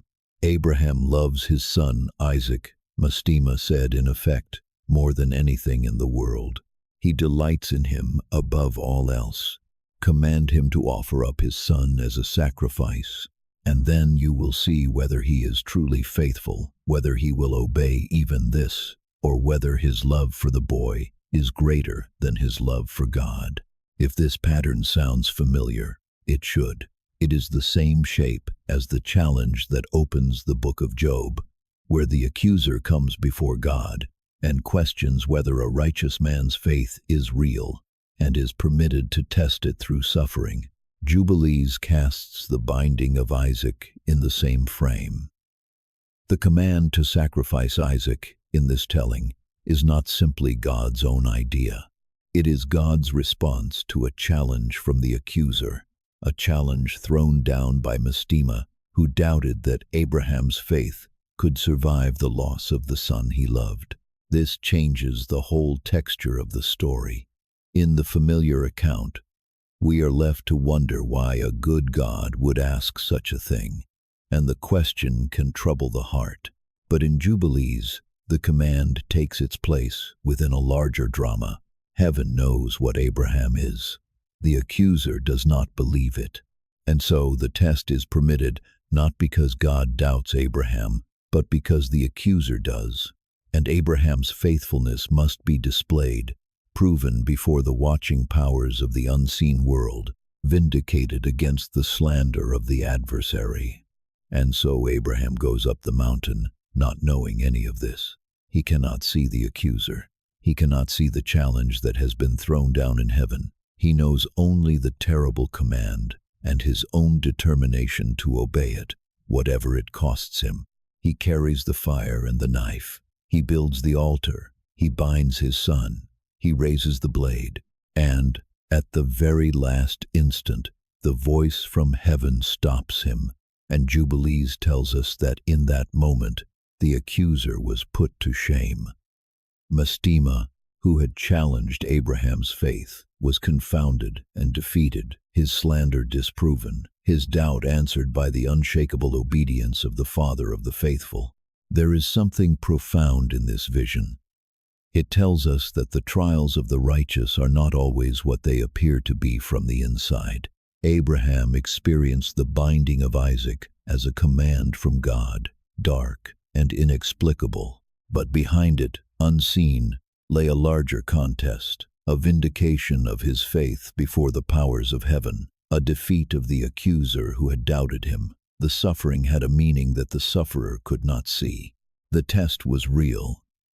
The anguish was real, but they were woven into a purpose that reached far beyond what Abraham could perceive in the agony of that climb. For the people who treasured Jubilees, this was a deeply consoling idea. It meant that the trials of the faithful were never random, never meaningless, never simply cruel. Behind every test stood a larger drama, a contest in which the faithfulness of the righteous answered the slander of the accuser. in which human obedience vindicated heaven's trust and shamed the powers of darkness. The believer who suffered could imagine that his own trials, too, had a hidden meaning, that his faithfulness, like Abraham's, mattered in a contest he could not see. And Jubilees frames the whole episode with one more layer of meaning, characteristic of the book. It connects the binding of Isaac to the sacred calendar, to the festivals, to the great structure of holy time that the book cares about so deeply. The events on the mountain, in the reckoning of Jubilees, fall at a particular sacred season, and they become woven into the meaning of one of the great feasts. For this is a book that cannot tell any story without anchoring it in time, without showing how it fits into the vast architecture of days and weeks and years and jubilees that heaven established at the foundation of the world.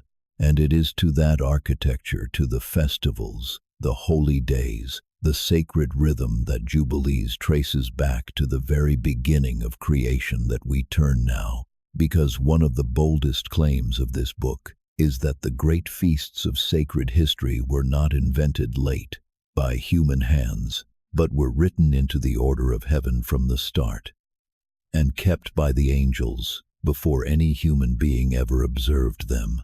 Jacob and the vision of the tablets. The story of Jubilees does not end with Abraham. It carries forward through the generations of the chosen line, through Isaac, the son who was spared on the mountain, and on to Jacob, the grandson, the one who would be given a new name and become the father of a great people. And the Jacob of Jubilees, like so much else in this book, is shown to us with details and depths that the familiar account leaves in shadow. In the Bible, most people know Jacob is a complicated figure, a man of struggle and striving, who wrestles with his brother and with his circumstances, and, in one famous night, with a mysterious stranger by a river who turns out to be more than human. He is a man of dreams and visions, who sees a ladder reaching up to heaven with angels ascending and descending upon it. He is a wanderer, an exile, a man who labors long years in a far country before returning at last to the land of promise. And through all his striving, the promises of God are carried forward in him, passed down from Abraham through Isaac, and now to Jacob and his sons. Jubilees takes up this story and, in its characteristic way, deepens it. It is intensely interested in Jacob, in his faithfulness, in his place in the great line of the covenant, and it surrounds him with the presence of the angelic world in a way the familiar account only hints at. In Jubilees, the angel of the presence, the same exalted being who reveals the whole book to Moses, is shown to be close to Jacob, watching over him, guiding him, present at the great moments of his life. The unseen world is never far from Jacob in this telling. He moves through his story accompanied, watched, guarded by the powers of heaven. One of the most striking things Jubilees gives us is a vision granted to Jacob, a vision in which he, like Moses after him, is shown the heavenly tablets. In the book's telling, Jacob is granted a glimpse of the eternal records, the writing of heaven, in which the future of his descendants is inscribed. He sees what is to come. He sees the generations that will descend from him, the history that will unfold, the destiny written for his people on the tablets that were inscribed before the world began. It is an extraordinary moment the patriarch lifted up, if only briefly, to glimpse the eternal record, to see his own line written into the architecture of sacred time. This vision connects Jacob directly to the deepest theme of the whole book. For Jubilees is, above all, a book about the heavenly tablets, about the eternal record, in which all of history is written. And here it shows us a patriarch who was granted, like Moses, a glimpse of that record. The line of revelation runs from the tablets in heaven, through the patriarchs who glimpsed them, to Moses who received the full reading of them on the mountain, and finally to the book itself, which claims to preserve that reading for all who would come after. Jacob's vision is a link in that chain, a moment when the eternal record opened briefly to a faithful human eye. Jubilees also gives great weight to the blessings that pass down the chosen line, and to the solemn moments when the covenant is renewed from generation to generation. It shows us Isaac blessing Jacob, and Jacob in turn passing the blessing forward, the great promises traveling down the bloodline like a sacred inheritance. The book is deeply concerned, as we have seen, with lineage, with the precise threading of the covenant through the generations, from Adam to Noah to Abraham to Isaac to Jacob and on to his sons. And it surrounds these moments of blessing with a sense of cosmic weight, as though heaven itself were watching, as though the tablets themselves were being fulfilled, each time the promise passed from father to son. And there is tenderness in the book's portrait of these patriarchs too. Jubilees lingers on the love between Jacob and his parents, on his devotion, on the bonds of family that carry the covenant forward. It shows us Jacob caring for his aged father, honoring his mother, holding the family together across the strains and sorrows that mark its history. For all its concern with cosmic structure and heavenly tablets and the great architecture of sacred time, Jubilees never forgets that sacred history is also, at its heart, a family story, a tale of parents and children, of love and loyalty, and the passing down of promises across the generations. The grand structure of the heavenly tablets is filled, at every level, with these human bonds. As the book moves through the generations of Jacob and his sons, it continues to weave everything into its great structure of sacred time. Every event is dated, placed within the Jubilees and the weeks of years, anchored to the calendar that the book holds so dear. The festivals are kept. The covenants are renewed. The blessings pass down. And all of it unfolds according to the pattern written on the heavenly tablets, the eternal record moving steadily toward its fulfillment. In the world of Jubilees, even the most intimate family moments are part of a vast cosmic order, woven into the architecture of time that heaven established at the foundation of the world. And this brings us back, as everything in the book finally does, to the great themes that give it its power, to the festivals woven into heaven, to the sacred calendar, to the heavenly tablets on which all of this was written before the world began. For it is in these grand structures that Jubilees finds its deepest meaning, and it is to them that we now return, to understand the vision of order and holiness and time that lies at the very heart of this ancient and extraordinary book. The festivals written into heaven. We tend to think of religious festivals as things that began at particular moments in history. The great feasts, in the familiar telling, were established at specific times, for specific reasons, to commemorate specific events. They have origins, beginnings, founding moments after which they were kept. They are, in this view, human institutions, holy ones, ordained ones, but instituted at points in time, given to a people at a certain stage in their story. Jubilees sees it very differently. And this is one of the boldest and most beautiful of all its ideas. For Jubilees, the great festivals were not invented late in history at all. They were woven into the order of creation from the very beginning. They were kept in heaven by the angels, before any human being ever observed them. And when the patriarchs of old kept these feasts, they were not founding something new. They were joining a celebration that had been going on in heaven since the foundation of the world. The book traces the festivals back, again and again, to the earliest days. It tells us that certain feasts were established and kept by the angels in heaven from the time of creation.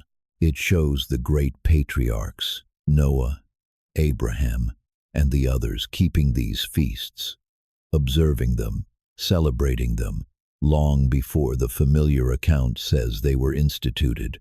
In the vision of Jubilees, the sacred calendar is not a late human invention. It is an eternal reality, written on the heavenly tablets before time began, observed by the angels in their worship, gradually revealed to and kept by the faithful on earth. Consider what this means for the great day of rest, the Sabbath. We have already seen that Jubilees roots the Sabbath in the first week of creation, that the angels of the presence and the angels of sanctification kept the Sabbath in heaven from the very beginning, and that the keeping of it on earth by the chosen people joins them to that heavenly rest. The Sabbath, in Jubilees, is not merely a commandment given at a certain point in history. It is a cosmic rhythm observed in heaven from the first week of the world, into which humanity is invited to enter. When you keep the Sabbath, in the vision of this book, you are falling into step with the angels, sharing in a rest that heaven itself has kept since the foundation of all things.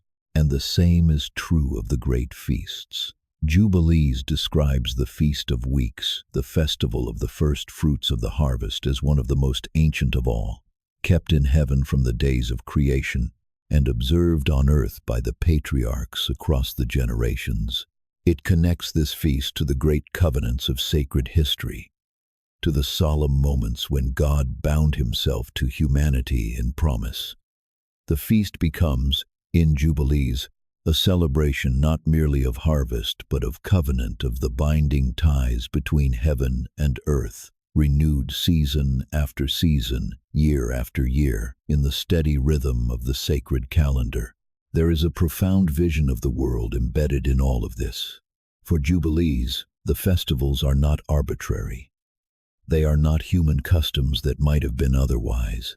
They are the joints and rhythms of sacred time itself, established by God at creation, kept by the angels in heaven, woven into the very structure of the cosmos. To keep the feasts at their proper times, at the times written on the heavenly tablets, according to the 364-day order, is to live in harmony with the deep structure of reality. It is to move through the year in step with heaven, to mark the same holy moments that the angels mark, to be caught up into the eternal rhythm of worship that has been going on since before the world began. And this, of course, is why the calendar mattered so desperately to the people who treasured this book. If the festivals are woven into the order of heaven, kept by the angels at their appointed times, then keeping them at the wrong times is not a small mistake. It is a falling out of harmony with the cosmos itself. It is to celebrate the heavenly feast at the moment when heaven is not celebrating, to stand alone and out of step, to miss the eternal rhythm into which the faithful are meant to enter. The whole urgency of the calendar war flows from this vision. The festivals are not ours to schedule. They are heaven's, written on the tablets before time, and our task is only to find them and keep them rightly. You can feel, in all of this, the deep longing that runs through Jubilees, a longing for order, for harmony, for a world in which everything has its proper place and time. It is a book written, many scholars believe, in a turbulent age, a time of conflict and confusion and pressure, when the faithful felt the world slipping into chaos around them. And against that chaos, Jubilees offers a vision of perfect order, a cosmos measured out in careful units of sacred time, a calendar that never drifts, festivals fixed forever in their appointed places, a great architecture of holy days reaching from creation to the end of all things. It is a vision of a world held together, a world that makes sense, a world in which the faithful can find their place in a rhythm older and steadier than all the turmoil of their age. There is comfort in that vision, even now, to imagine that time itself is sacred, that the turning of the seasons and the cycle of the weeks are woven through with holiness, that there is a deep rhythm beneath the surface of our days, into which we might enter and find rest. There is something in that which speaks to a longing we still carry.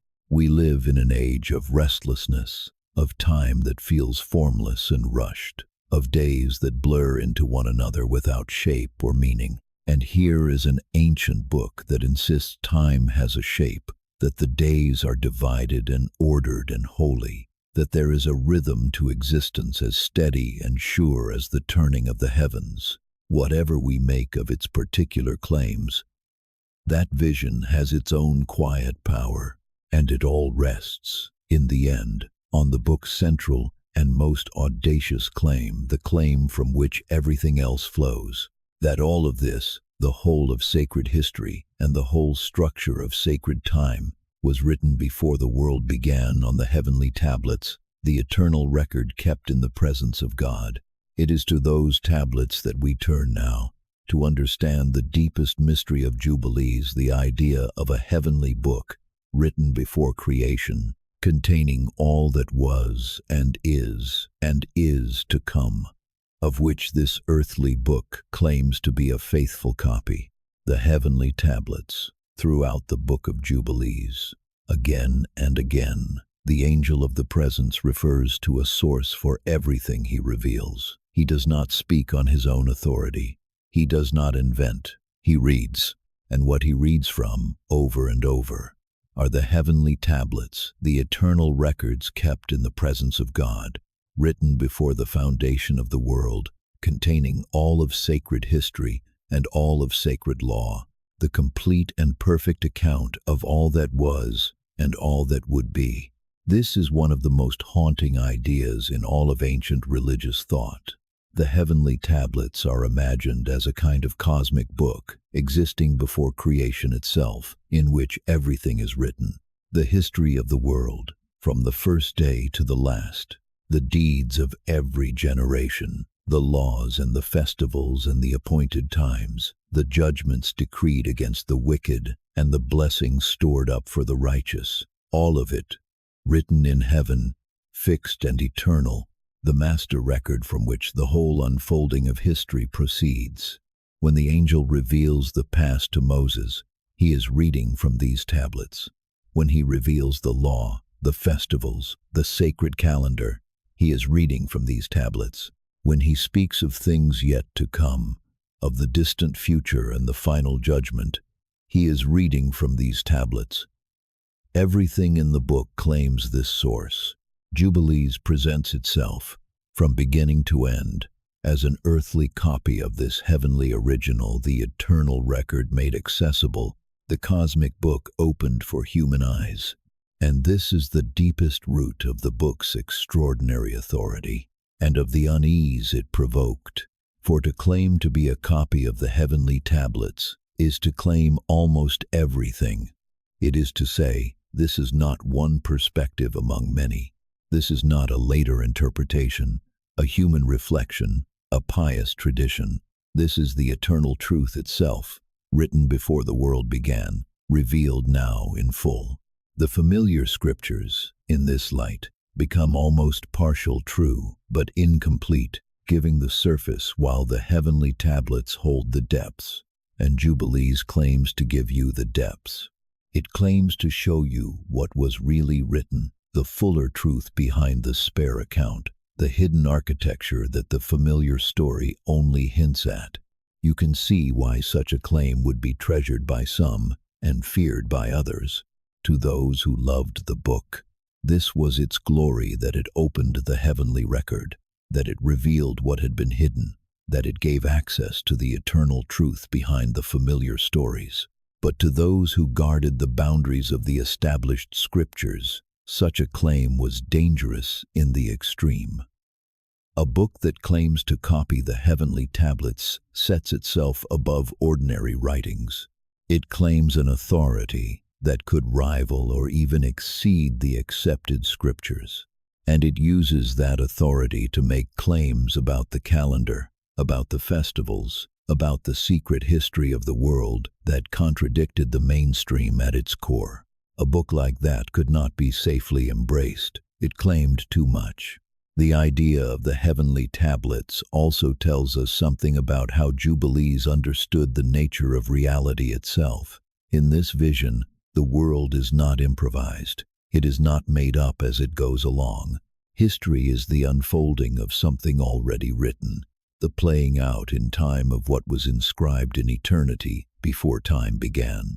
There is a script, a plan, a record that contains it all, and this gives the whole of history a kind of weight and meaning. Nothing is random. Nothing is wasted. Every event, every generation, every festival and judgment and turning of the sacred calendar is the unfolding of what was written on the tablets before the world was made. For the faithful who treasured this book, that was a source of profound assurance. It meant that the chaos and suffering of their own turbulent age was not the final reality. Behind the confusion of history stood the heavenly tablets, the eternal record, the plan of God written before creation and moving surely toward its appointed end. The wicked might seem to triumph, the faithful might seem to suffer, the world might seem to slide into disorder, but all of it was held within a larger order, written in heaven, certain to be fulfilled. The tablets guaranteed that history had a meaning and a destination, that the story was going somewhere, that the God who had written the beginning had also written the end, and the end, in Jubilees, is one of restoration and peace. The book looks forward to a time when the disorder of the present age will be overcome, when the faithful will return to the true calendar and the true worship, when the long drift away from heaven's order will at last be reversed.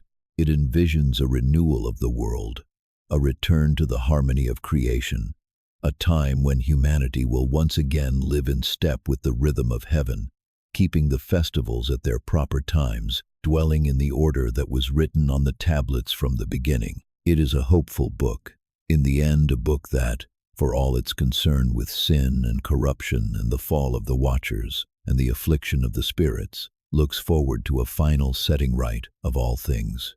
Why they removed it.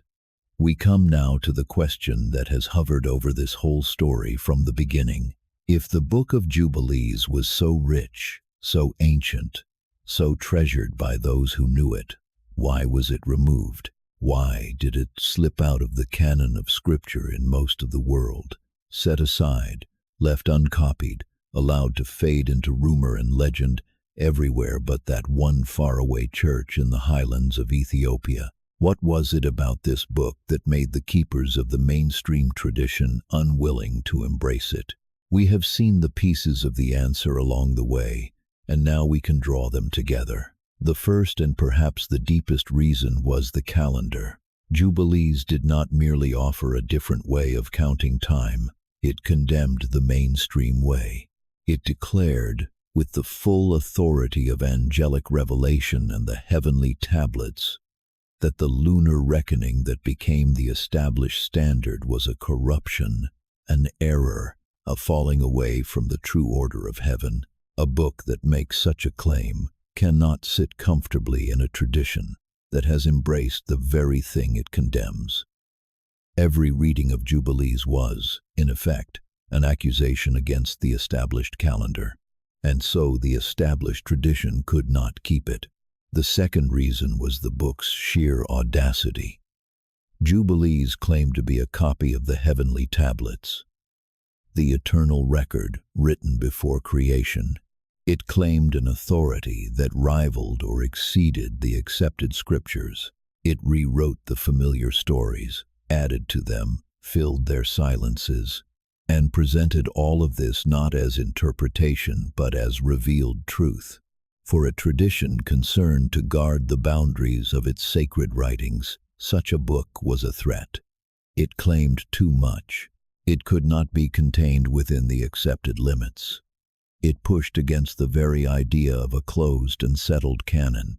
The third reason was the strangeness of its content. The fall of the Watchers, the origin of the demons from the spirits of the giants, the Prince Mastema and his petition, the secret books of healing, the hidden childhood of Abraham, the accuser behind the binding of Isaac, These were ideas that the mainstream tradition increasingly set aside as it defined itself. They belonged to a wilder, stranger world of speculation about angels and spirits and hidden histories, a world that the consolidating tradition grew wary of. As the boundaries of acceptable belief narrowed, books full of such material found themselves on the outside, and so Jubilees was let go, not, perhaps, in a single dramatic moment of condemnation, though some traditions did explicitly reject it, but more often in the quiet way that books die, by simply not being copied, not being read, not being passed on. The mainstream moved on without it. The festivals were fixed by the moon. The canon was closed without it, and the book that had claimed to reveal the heavenly tablets faded, in most of the world, into a name and a rumor, and a handful of quotations in the margins of other works. But it did not die. This is the part of the story that gives it its strange power, for in that one faraway church, the book lived on, treasured, copied, read aloud, woven into the fabric of a living tradition. And across the long centuries, while the rest of the world forgot it, the monks of Ethiopia kept it safe, never knowing that they were the guardians of something the wider world had lost. And then, in the fullness of time, the book emerged again, carried back into the hands of scholars who had thought it gone forever, whole and entire after its long sleep. There is something fitting in this, something that echoes the book's own deepest themes. Jubilees is a book about hidden things, hidden knowledge, hidden histories, secret books passed down through hidden lines of transmission, the eternal tablets hidden in heaven and revealed only to the worthy. And the book's own fate became a story of exactly that kind. Hidden away, set aside, preserved in secret in a remote place, and then revealed again when the time was right. The book about hidden knowledge became itself a piece of hidden knowledge, lost and found, removed and recovered, a scripture that was banned and yet would not stay buried. And when we ask, finally, what Jubilees offers to those who encounter it now, the answer is something like this. It offers a window into a way of seeing the world that is almost unimaginably rich, a world saturated with presence, where angels stand behind the wind and the seasons, where sacred time has a deep and beautiful structure, where every story has hidden depths and every silence conceals a fuller truth. It offers answers to questions the familiar scriptures leave open, where the demons came from, who the first wives were, how Abraham found God, what lay behind the binding of Isaac, and it offers a vision of order and meaning and hope, of a history written before time on the heavenly tablets and moving surely toward a final restoration that spoke powerfully to the faithful of a turbulent age, and speaks, in its own strange way, still. Whether one regards it as scripture or as something else, the Book of Jubilees remains one of the great treasures of the ancient religious imagination, a book that dared to rewrite Genesis, that claimed to copy the records of heaven, that was banned and buried and yet survived. Think of everything we have walked through tonight. All the hidden rooms this one book opened. We learned that the angels were made on the very first day, and that beings of light stand behind the wind and the snow and the turning of the seasons. We learned the names of the first wives, the daughters of Adam, who had been silent shadows in the old story for so long. We descended into the terrible days of the giants, when the watchers fell and the boundary between heaven and earth was broken. We discovered where the demons came from and how Noah was given the secret medicine of heaven against them. We saw the earth divided among the sons of Noah, and the proud tower confounded, and the nations scattered to their appointed lands. We met the young Abraham, the idol breaker, the seeker who found God before God called him. We glimpsed the hidden drama behind the binding of Isaac, the accuser shamed, the faithful vindicated. We watched Jacob granted a vision of the eternal tablets, and through all of it ran the great themes of the book, the sacred calendar, the festivals woven into heaven, the heavenly tablets on which all of history was written before the world began. One book held all of this, preserved across 2,000 years, waiting in a mountain church for the day it would be opened again. Like so many of the texts that the authorities set aside, it never truly vanished.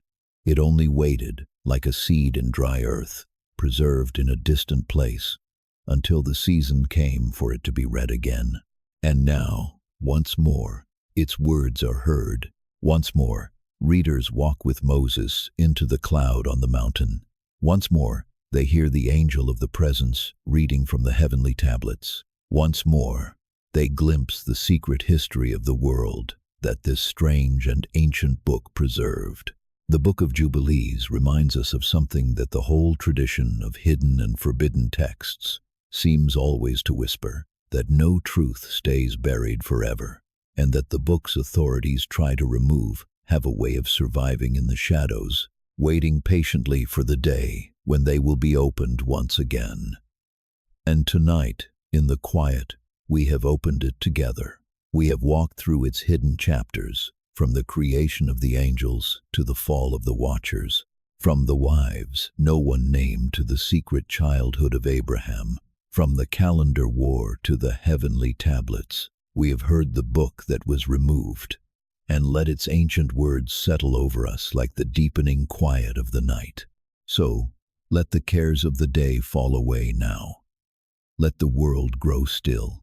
Let the strange and beautiful vision of this ancient book of a cosmos full of presence, of time woven through with holiness, of a history written in heaven before the world began, carry you gently down into rest. The tablets have been read, the story has been told, and the night is long enough now for sleep.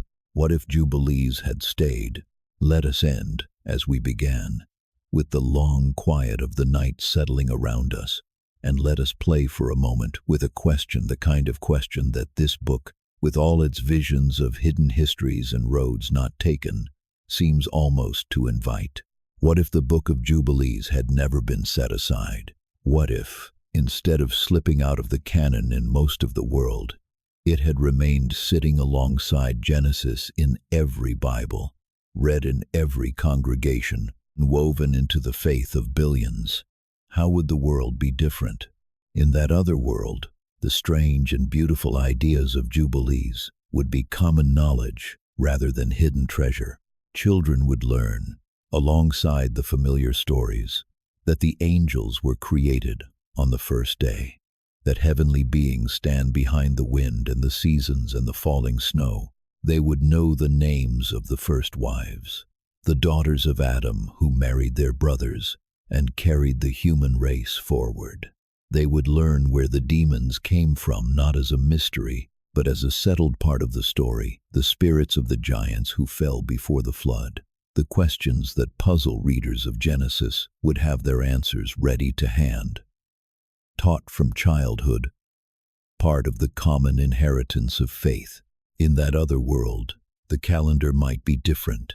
The 364-day order that Jubilees championed, the calendar that never drifts, in which every festival falls forever on the same day of the week, perhaps it would have prevailed, and the rhythm of sacred time would beat to a different measure than the one we know. The great calendar war that Jubilees fought and lost might have ended the other way, and the festivals of the faithful might be fixed by the sun rather than the moon, locked into the unchanging weekly rhythm that the book held to be the order of heaven itself. In that other world, the figure of Mastema, the prince of the spirits, would be as familiar as any name in Scripture. The hidden drama behind the binding of Isaac, the challenge of the accuser, the vindication of Abraham's faith, would be known to all. The medicine of Noah, the healing arts revealed by an angel and written in a secret book, would stand at the root of how the faithful understood the very practice of healing. The Watchers, the giants, the dividing of the earth, the the secret childhood of Abraham. All of it would be woven into the common imagination, shaping how billions pictured the deep history of the world. And perhaps, in that other world, the boundary between the seen and the unseen would feel thinner than it does in ours. For Jubilees describes a cosmos saturated with presence, angels behind every force of nature, spirits at work in the affairs of humanity, the powers of heaven and the powers of darkness, contending just beyond the edge of sight. A world raised on Jubilees might feel itself surrounded, watched, accompanied, in a way that a world raised only on the spare familiar account might not. The wind would carry an angel, the seasons would turn by heavenly hands, the whole creation would feel alive with presence, full of unseen watchers, woven through with the activity of the higher world. But of course, Jubilees did not stay not in most of the world. It was set aside, let go, preserved only in that one faraway church in the highlands of Ethiopia. And so its ideas became hidden treasures rather than common knowledge, whispered traditions rather than settled doctrine, the property of scholars and seekers rather than the inheritance of all. The world we actually live in is the world in which Jubilees was removed. And yet, and this is the strange and fitting truth with which we end it, never truly vanished. Its ideas seeped out anyway, through the cracks, through the quotations in the margins, through the traditions that refused to die, the origin of the demons from the spirits of the giants, the fall of the watchers, the secret childhood of Abraham, the names of the first wives. These ideas survived, carried in other texts, preserved in other traditions, whispered down the centuries, even where the book itself was forgotten. Like the Watcher's forbidden knowledge, like the secret book of Noah, like the heavenly tablets glimpsed by a faithful few, the wisdom of Jubilees lived on at the edges of the world, waiting, and then it returned, carried back from that mountain church into the hands of scholars who had thought it lost forever. The book emerged again, whole and entire, after its long sleep, and now, once more, its words are read. Once more, we climb the mountain with Moses into the cloud. Once more, we hear the angel of the presence reading from the tablets that were written before the world began. Once more, the secret history of the world that this ancient book preserved is opened to those who would listen. That is the deepest lesson of the Book of Jubilees, and of all the hidden and forbidden texts that share its strange fate.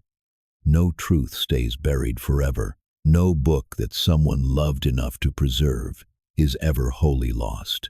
The texts that authorities set aside have a way of surviving in the shadows, waiting in distant places, kept safe by faithful hands, until the season comes for them to be read again. Officially removed, they live on unofficially. Pushed out of the canon, they linger at its edges. Forgotten by the many, they are remembered by the few, and through the few, they wait for the day when the many will discover them once more. The Book of Jubilees was banned, set aside, allowed to fade. And yet, here we are, in the deep quiet of this night, reading it together. The book that was removed has outlived those who removed it. The secret history has been told again, and the strange, vast, beautiful vision of this ancient text of a world full of angels, of time woven through with holiness, of a history written in heaven before the foundation of the world has settled over us once more, like the deepening stillness of the dark. So let it carry you now, gently, down into rest. The mountain is wrapped in cloud. The angel has finished reading. The tablets are closed, and the long night stretches out before you, quiet and deep and full of peace. Sleep now. The story has been told, and it will keep, as it has kept for so long, until you wish to hear it again.